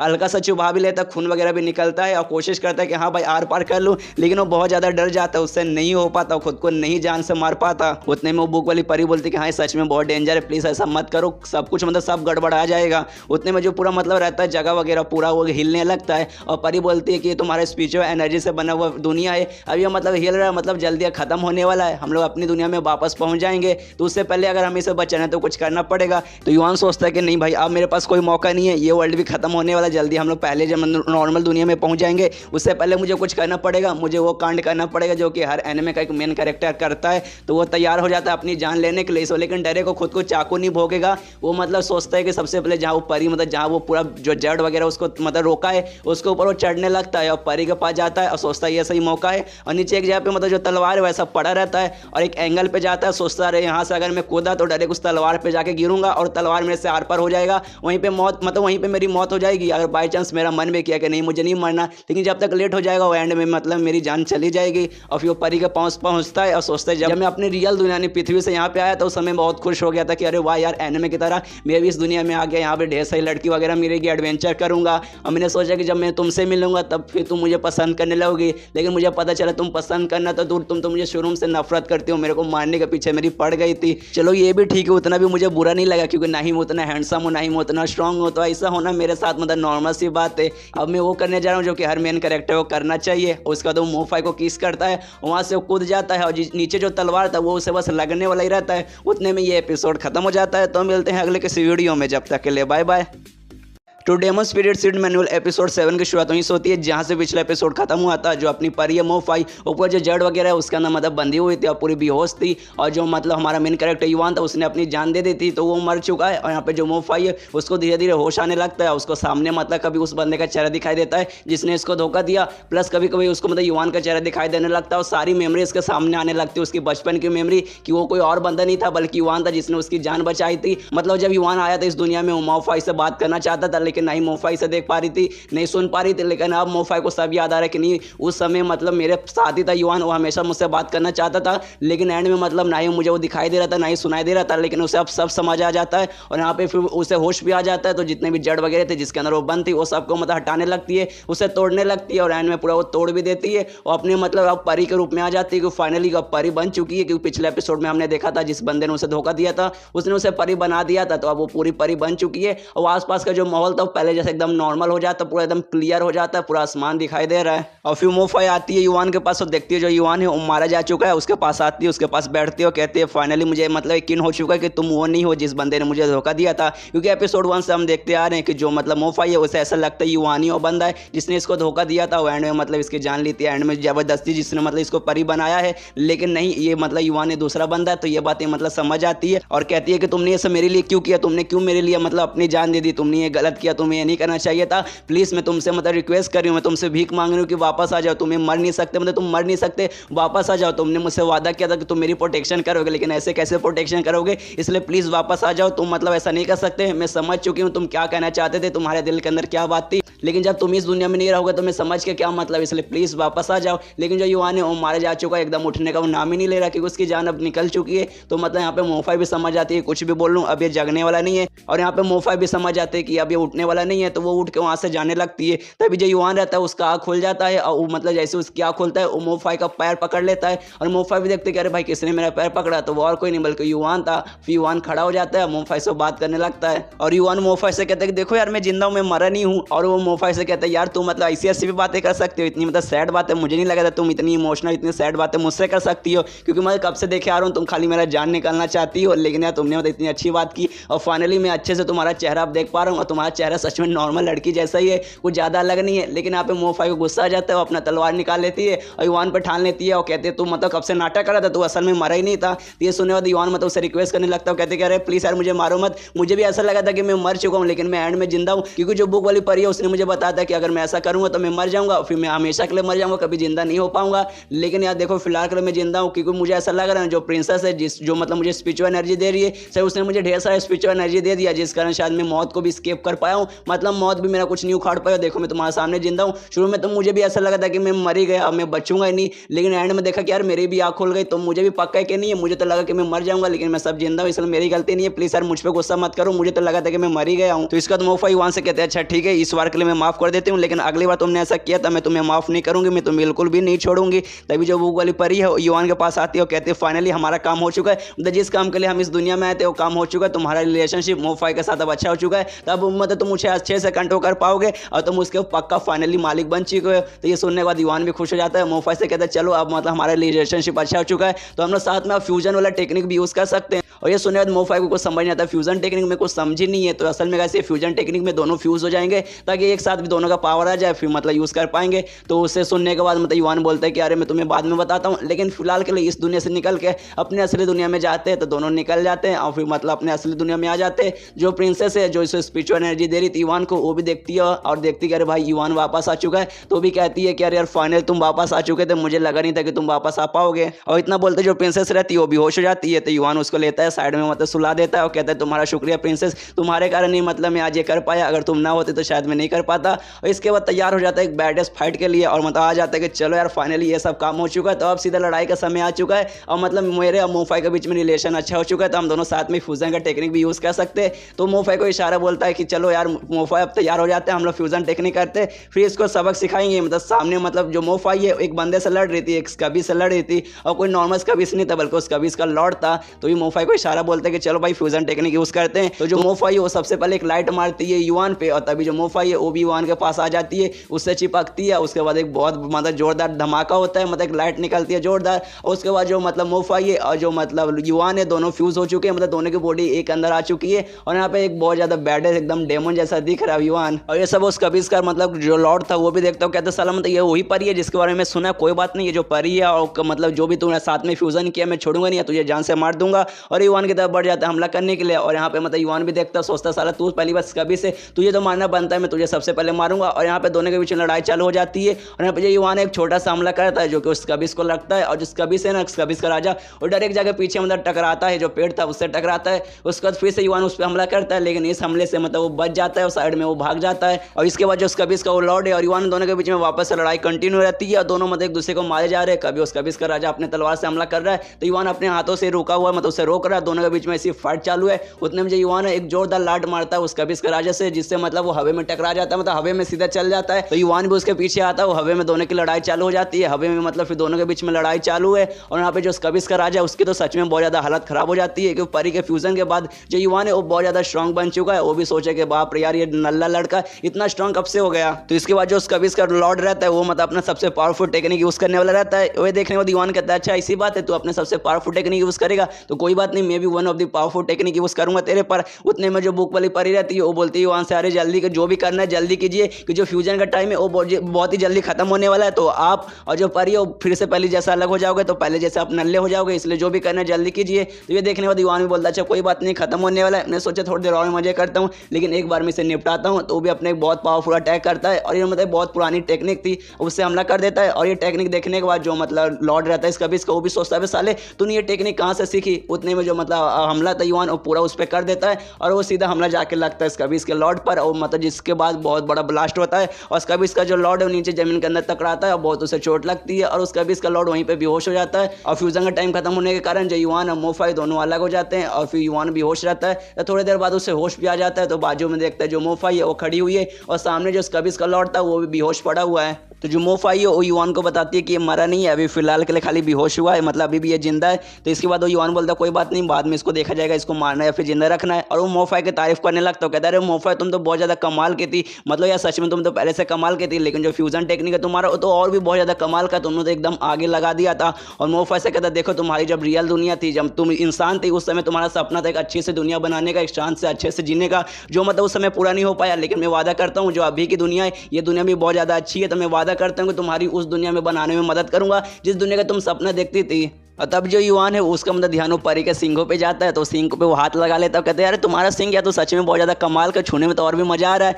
और ये इस बात पे परी को मतलब अच्छा नहीं लगता, मतलब मोफाई को अच्छा नहीं लगता, तो युवान को कूट देती है। और कूटने के बाद युवान की हाँ हालत खराब हो जाती है। तो जो बुक वाली परी थी वो आके बताती है यार कितने बेशरम हो यार, मतलब उसके सिंगों को हाथ लगा रहे, वो सिंग मतलब एक प्राइवेट पार्ट जैसा रहता है, तो आप गलत कर रहे इस बात के लिए, तो आपको कूटना बनता ही है। और तभी वहाँ पे मतलब स्कूल के जो डायरेक्टर रहती है वो आती है, जिसने युवान को काम दिया था कि मेरे स्कूल के अंदर आओ और वहाँ पे जितने भी स्कबिस वगैरह उनको मारो, और एक स्कबिस को तुम मारोगे तब तुम्हें मतलब एक में परी की सीट दूंगी, और तुमने आज 2 को मार दिया। जो हमने एपिसोड 3 के अंदर देखा था उसने 2 फीमेल स्कबिस को मरवाया था परी द्वारा। तो वो कहता है कि हाँ जैसा मैंने तुमने वादा किया था, मतलब जैसे मैंने वादा किया था तुमसे, ये लो परी के 2 सीड, और 2 परी के सीड मतलब युवान को दे देती है। और उसके बाद जो स्कूल का डायरेक्टर है उस गड्ढे के पास आती है, जिस गड्ढे के अंदर मतलब उस कबिस का लॉर्ड पड़ा हुआ है। वो आते ही तो युवान उससे कहते हैं अरे आप सही समय पे आए, इसको देखिए इस कबिस का लॉर्ड है, और यहाँ पे जो प्रिंसेस है ना उसे नुकसान पहुंचाने के लिए आया था, मैंने इसके साथ लड़ाई भी की लेकिन ये मरा नहीं है, फिलहाल अगर जिंदा है, तो हमें इसके मतलब आगे क्या करना है। तो ये सुनने वाले डायरेक्टर कहती है तुम्हें कुछ भी नहीं करना, आगे का काम मैं संभालूंगी और इसके बारे में मुझे सब कुछ पता है। तो ये सुनने के बाद युवान भी कहते हैं भाई यार सच्चा हो गया, मुझे लगा भाई मैं ये सब करूँगा, इसके साथ झगड़ा करूंगा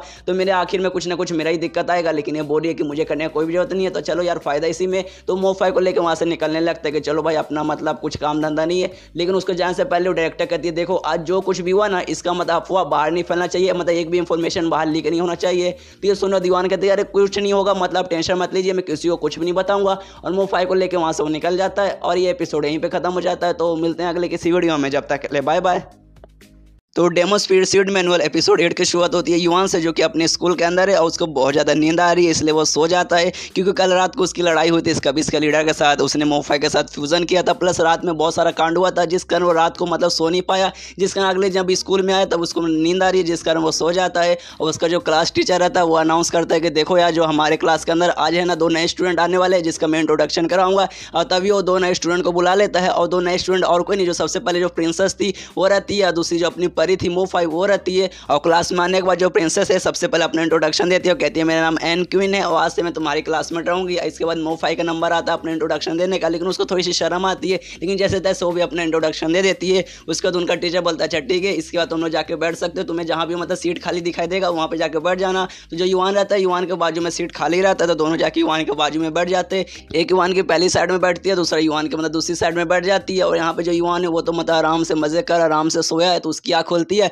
और सबसे पहले बाजू में परी को मोफाई को देख के एकदम चौंक जाता है। फिर दूसरी तरफ देखता है तो दूसरी तरफ प्रिंसेस बैठी है, वो और भी चौंक जाता है, उसको समझ नहीं आ रहा कि भाई अभी अभी मैं सो रहा था, आँख खुली तो बाजू में मतलब प्रिंसेस और परी है, आखिर यहाँ पे चल क्या रहा था। और तभी जो प्रिंसेस है युवान से कहती है अरे यार कल रात को है ना हमने बहुत अच्छा गेम खेला था, मतलब उसके बाद से तो मतलब मेरी नींदी उड़ गई थी और तुम भी गेम खेलने के कारण नहीं सो पाए थे, इसलिए तुम सो सकते हो, तुम अभी फिलहाल के लिए आराम करो। इसके बाद जो मोफाई रहती है वो भी वहाँ से बोलती है कि हाँ ये सही बोल रही है, कल रात को मतलब बहुत ज़्यादा कांड हुआ था जिस कारण तुम सो नहीं पाए थे, इसलिए तुम अभी के लिए सो सकते हो। और ये बात सुनते जितने क्लास वाले रहते हो हैरान हो जाते हैं, सोचते क्या रात को कल गेम खेले थे, क्या कांड किए थे यार इन्होंने, कल रात को क्या हुआ था कि ये सो नहीं पाया, ये दोनों इतनी सुंदर सी लड़कियां क्या बातें कर रहे यार। और तभी जो प्रिंसेस है वो बोलती कि हाँ कल रात को जो मतलब कांड वगैरह हुआ था ना उसके बाद से मैं भी नहीं सो पाई थी, इसलिए मैं घर पे जाती आराम से सो गई, लेकिन तुम्हें देखने से ऐसा लग रहा है ना तुम सो नहीं पाए थे, इसलिए फिलहाल के लिए तुम सो जाओ और बाद में मतलब किसी और दिन हम अपना गेम कंटिन्यू करेंगे। जो सुनने के बाद क्लास वाले तो एकदम उनकी आंखें फट जाती है, सोचते यार क्या बातें कर रहे यार, ये लोग पहले से जानते हैं, पता नहीं इस लड़के ने इन दोनों सुंदर लड़कियों के साथ पता नहीं क्या क्या किया होगा, कौन से गेम के बारे में बात कर रहे हैं।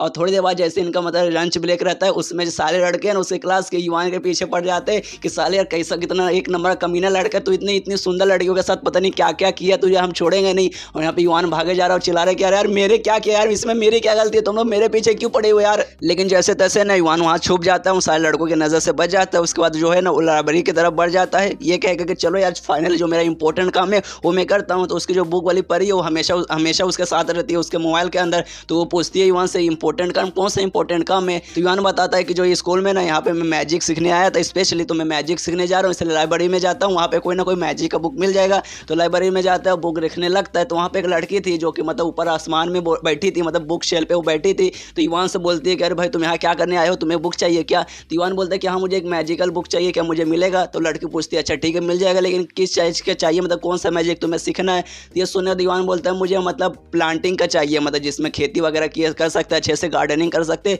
उसका मैजिक का चाहिए। तो वो आती है नीचे अपने मैजिक से, वो 5 बुक लाती है, युवान की तरफ देती है और कहती है अच्छा ठीक है ये 5 बुक है ना तुम्हारे काम आएगी, लेकिन जिस हिसाब से तुम्हारा लेवल है ना फिलहाल के लिए मैं तुम्हें 5 नहीं दे पाऊंगा, लेकिन इसमें से तुम 2 ले सकते हो, मतलब मैं तुम्हें 2 दे सकती हूँ। तो युवान 2 ले लेता है। तो युवान वो दोनों बुक लेके मतलब एक लेक था उसके किनारे पहुंच जाता है और खुश होकर फाइनली मतलब मुझे बुक मिल चुका है जिसके जरिए मैं मैजिक सीखूंगा और मुझे 2 मतलब पैरी के जो सीड मिली है ना उसके जरिए मैं और परी उसके अंदर से निकालूंगा।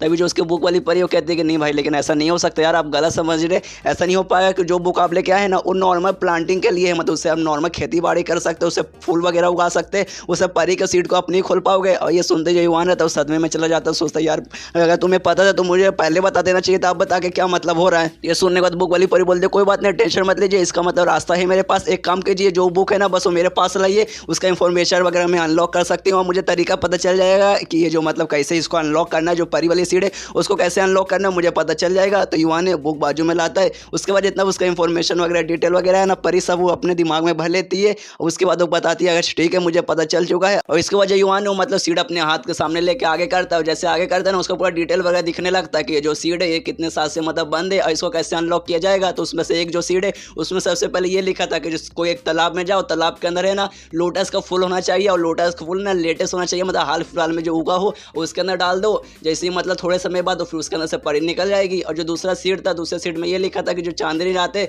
चांदनी रात में तुम इसे छोड़ देना, इसमें से मतलब परी निकल जाएगी। तो युवान ऐसे ही करता है, उसके सामने जो तालाब था सबसे पहले उसके अंदर नॉर्मल लोटस के फूल डालता है, अपना थोड़ा सा पावर यूज करके उसमें जो लोटस का फूल पैदा कर देता है और एक सीड को उसके अंदर डाल देता है और दूसरे सीड को ऐसे जमीन पे छोड़ देता है कि चांदनी रात मतलब उसी समय मतलब वो रात चांदनी रात का था और वेट करने लगता है कि हाँ भाई अब होगा कि नहीं होगा। और ऐसा करते करते 3-4 दिन मतलब वेट करता है लेकिन कुछ भी नहीं होता, लेकिन तो भी युवान मतलब हार नहीं मानता और वो इंतजार करते रहता है कि आज नहीं तो कल तो हो ही जाएगा। और तभी कुछ दिन बाद जो मोफाई है वो भी युवान के पास पहुंचती है और वो भी युवान के साथ फिर इंतजार करने लगती है कि हाँ भाई युवान जब तक इंतजार करता है तब मैं भी इंतजार करती हूँ। और फिर सीन शिफ्ट होता है उसी कबिस का राजा पर। अब गाइस हमें पता नहीं इसके साथ क्या हुआ, मतलब इससे पहले ऐसा लगा था कि ये पकड़ा जाएगा लेकिन अभी तक पकड़ा नहीं गया है। और जो कबिस का लॉर्ड एक बंदे के पास जाता है, जो ऐसा देखने से ऐसा लग रहा है कि जो बंदा है ना वो कहीं का राजा है और उसके पास जाती है जो कबिस का लॉर्ड है वो झुक जाता है, कहता है प्लीज़ मुझे माफ़ कीजिए, जो मेरा काम आपने दिया था ना प्रिंस उसको खत्म करने का वो मैं नहीं कर पाया, उसमें मैं फेल हो गया, तो प्लीज़ मुझे माफ़ कर दीजिए। तो ये सुनने के बाद जो बंदा रहता है ना जिसके लिए मतलब वो कबिस का लॉर्ड काम करता है, उस सबसे पहले ताने मारने लगता है, इसको चिल्लाने लगता है, कहता है साले तू मतलब कबिस का लॉर्ड है, कोई नॉर्मल कबिस नहीं है, तुझे मतलब मैंने इतना ट्रेनिंग वगैरह दिया था, तेरे पीछे पता नहीं पैसे वगैरह खर्च किए थे, तुझे पूरा अच्छे से डिटेल वगैरह बताया गया था, सब कुछ जो भी प्लान था ना प्रिंसेस को मारने का वो सब पहले से तैयार था, लेकिन एंड में तो आखिर फेल हो गया, ऐसे कैसे तो फेल हो गया, मुझे इसका जवाब चाहिए। ये सुनने के बाद कबिस का लॉर्ड कहता है कि क्योंकि जो प्रिंसेस थी ना वो अकेली नहीं थी, उसके साथ एक लड़का था, उस लड़के के पास एक परी भी थी जिसके बारे में हजारों साल से कहानी है कि महान महान परियां होती है, वो परी उसके बाद उसके साथ थी। तो ये सुनने के बाद जो किंग रहता है वो कहता है अच्छा ऐसी बात है, अगर ऐसी बात है तो मैं उस परी को ले सकता हूँ, परी की पावर यूज करके मैं पूरी दुनिया पर राज कर सकता हूँ। ये सुनने के बाद उस कबिस का लॉर्ड कहते हैं कि हाँ आप ऐसा कर सकते हैं, लेकिन वो जो परी है ना अपने मालिक को पहचानती है तो वो आपका बात तो नहीं सुनेगी। तो ये सुनने का जो किंग कहता है ऐसी बात है, अगर ऐसी बात है तो जाके उसको ओनर को मार दो, मतलब जो उसका मतलब ओनर है उसको जाके मार दो, उसके बाद तो परी मेरी हो जाएगी। और फिर सीन शिफ्ट होता है युवान पे जो कि अभी भी उस तालाब के पास है और परी का जो सीड है उसके अंदर से परी का निकलने का इंतजार कर रहा है, लेकिन अब 7 दिन हो चुका है अभी तक निकली नहीं है। लेकिन तभी जो तालाब था उसके अंदर से ना अजीब सी लाइट निकलने लगती है, तो युवान के भी आँख खोलता है और देखता है कि भाई चलो फाइनली परी निकलने वाली है। और तभी जो सीड है वो जो मतलब परी का सीड था जो उसने तालाब के अंदर डाला था वो धीरे धीरे निकल के बहुत बड़ा लोटस के फूल में बदल जाता है। और तभी जो लोटस का फूल है पूरा खिलता है, उसमें से एक परी निकलती है, जो देखने का जो युवान है वो बहुत ज़्यादा खुश हो जाता है, कहता है कि चलो यार फाइनली 7 दिन के इंतजार के बाद परी निकली गई। लेकिन वो जो परी वो जैसी बाहर निकलती है वो कहती है कि झूठ, सब कुछ झूठ है, यहाँ पे जो कुछ है सब कुछ झूठ है। और युवान के पास देखते हुए कहती है कि साले तू है ना कमीना, में तुझे छोड़ूंगी नहीं, मैं तुझे जान से मार डालूंगी। और ये देखने के बाद युवान के फट के हाथ में आ जाती है और कहते हैं कि अरे यार ये परी भी मेरे पीछे पड़ गई, सबसे पहले मोफाई को जब मैंने निकाला था उसके सीट के अंदर से वो भी मेरा जान लेना चाहती थी और ये भी मेरा जान लेना चाहती थी, पता नहीं जिस बंदे ने इसको परी बनाया है उसने आप क्या कर दिया है। तो वो मोफाई से मदद मांगने लगता है, कहता है प्लीज़ यार मोफाई मेरी जान बचा लो वरना ये मुझे मार डालेगी। लेकिन मोफाई बोलती है इसमें मेरी क्या गलती यार, तूने मतलब उसको प्लांट किया था, तूने उसको अपनी सीट के अंदर से निकाला था, तो इसमें तेरी गलती है, तू अकेले उसे संभाल। और तभी वो जो परी थी दूसरी वाली वो हमला करने के लिए आ जाती है युवान की तरफ। तरफ, लेकिन जो मोफाई उसको बचाने के लिए तैयार हो जाती है। लेकिन तभी अचानक से दूसरी जगह पर लाइट जलने लगता है, मतलब उसमें से लाइट जल रहा था, जो दूसरा सीड था ना उसमें से लाइट जलता है, और जो दूसरा सीड है उसमें से भी एक अजीब सा प्लांट निकल रहा है, और प्लांट निकलने के बाद उसके अंदर से भी एक फूल निकलता है, और जैसे वो फूल मतलब खिलता है उसके अंदर से दूसरी परी भी निकल जाती है। और जैसे दूसरी परी निकलती है, जो पहली वाली परी थी ना वो जाती है दूसरी वाली के पास, वो कहती है अरे बड़ी बहन यार, हम लंबे समय बाद मिले हैं, मैंने आपसे वादा किया था ना कि हम कभी अलग नहीं होंगे, देखिए हम कभी भी अलग नहीं होंगे, हमेशा आपके साथ रहूंगी। लेकिन जो दूसरी वाली परी है उसको समझ नहीं आ रहा, क्या बड़ी बहन क्या मतलब, मैं तुम्हारी बड़ी बहन हूँ, तो मेरी छोटी बहन है। तो पहली वाली परी बोलती है कि हाँ आपने सही कहा, मैं आपकी छोटी बहन हूँ। और फिर उसको भी याद आ जाता है, दोनों मतलब काफी ज्यादा खुश है कि हम लोग लंबे समय बाद एक दूसरे से मिल गए। और ये देखने के बाद युवान के फट के और 64 हो जाते हैं कि अरे यार पहले तो एक थी अब दूसरी भी आ गई, अब पक्का ये दोनों मिलकर मेरे पीछे पड़ जाएंगे। तो वो जाता है मोफाई से मदद मांगता है, कहता है प्लीज मोफाई यार कुछ भी हुआ तो प्लीज मुझे जान से बचा लेना। लेकिन जो दूसरी वाली परी है वो युवान को कुछ भी नहीं बोलते, कहते यू मास्टर देखिए हम लंबे समय बाद फाइनली हम मिल ही गए हैं, और अपना स्कर्ट हल्का सा उठा के एकदम क्यूट बनने की कोशिश करती है। जो देखने के बाद मतलब युवान को कुछ भी समझ नहीं आ रहा, भाई क्या हो रहा है, इससे पहले जितनी भी परी आती थी वो हमेशा मुझे मारने की कोशिश कर रही थी, लेकिन ये तो मतलब क्यूट बन के मुझे दिखा रही कि देखिए हम लंबे समय बाद वापस मिल चुके हैं। उतने में जो पहली वाली परी थी वो दूसरी वाली के पास जाती है, बोलती अरे आप क्या कर रहे यार, ऐसा क्यों कर रहे हैं, ऐसा मत कीजिए। तो दूसरी वाली बताती है कि देखिए मेरे मास्टर है और इन्होंने मुझे कहा था कि जब हम कभी भी मिलेंगे तो प्लीज अपना क्यूट बर्ताव करना, मैं वही कर रही हूँ। तो पहली वाली बोलता है अच्छा ऐसी बात है, तो मैं आपकी छोटी बहन हूँ तो मैं भी आपके साथ करूँगी। तो वो भी दोनों बहनें मिलकर ऐसे करने लगती है, अपना स्कर्ट हल्का सा उठाती है, और जैसे एनिमे गर्ल करते हैं ना कि देखो मैं प्यारी लग रही हूँ कि नहीं, तो ऐसे दोनों करते हैं। युवान से पूछते देखिए हम प्यारी लग रही कि नहीं, और ये देख के युवान के मुंह में भी पानी आ जाता, सोचता रे भैया क्या माल यार, सामने मजा ही आ गया। लेकिन पीछे से मोफाई उसको डराती है, कहती है साले ठहर की नजर मत ले, दूर रख उनसे आंखें। और ये देख के युवान की भी फट जाती है, इसलिए अपने मुंह से पानी वो हटाता है, और बुक वाली परी से बोलता है अच्छा ठीक है इन दोनों परी को वापस अपने बुक में भेज दो, मतलब फिलहाल के लिए बाहर रहने में मतलब थोड़ा खतरा है इसलिए वापस भेज दो। तो दोनों परी को वापस बुक में भेज देते हैं, और दोनों को भेजने के बाद यहाँ पे जो युवान है वो बहुत ज्यादा खुश हो, कहते हैं देखो फाइनली मुझे 2 परी और मिल गई। और पीछे से मोफाई बोलते कि हाँ हाँ 2 परी मतलब 2 मासूम सी परी एक ठरकी के हाथ में लग गई। तो युवान बोलते यार ऐसा क्यों बोल रही यार, मैं तुम्हारा ओनर हूँ, ऐसा थोड़ी ना बोलते यार। इसके वजह युवान है मोफाई से कहते हैं लगता है उस बंदे ने ढेर सारी परी बनाया है, मतलब वही बंदा जिसने तुम्हें धोखा दिया था उसने तुम्हें परी बनाया, और साथ ही में ढेर सारी परी बनाया। तो जितने भी परी है उस सबके बारे में पता करूंगा और सबको देखना बाद में रिलीज कर दूंगा उनको, मतलब सच्चाई वगैरह बताकर। उसके बाद सीन शिफ्ट होता अगले दिन, और जो मतलब स्कूल के डायरेक्टर थे ना उसने युवान को बुलाया था। तो युवान उसके पास जाता है, और युवान जाने के बाद पूछता है अच्छा ठीक है आपने मुझे बुलाया था क्या हुआ क्या काम है। तो डायरेक्टर कहती है अच्छा ठीक है तुम आ चुके अब तुम्हें मरना पड़ेगा। और ये चैप्टर यहीं पे खत्म हो जाता है। तो मिलते हैं अगले किसी वीडियो में, जब तक के लिए बाय बाय।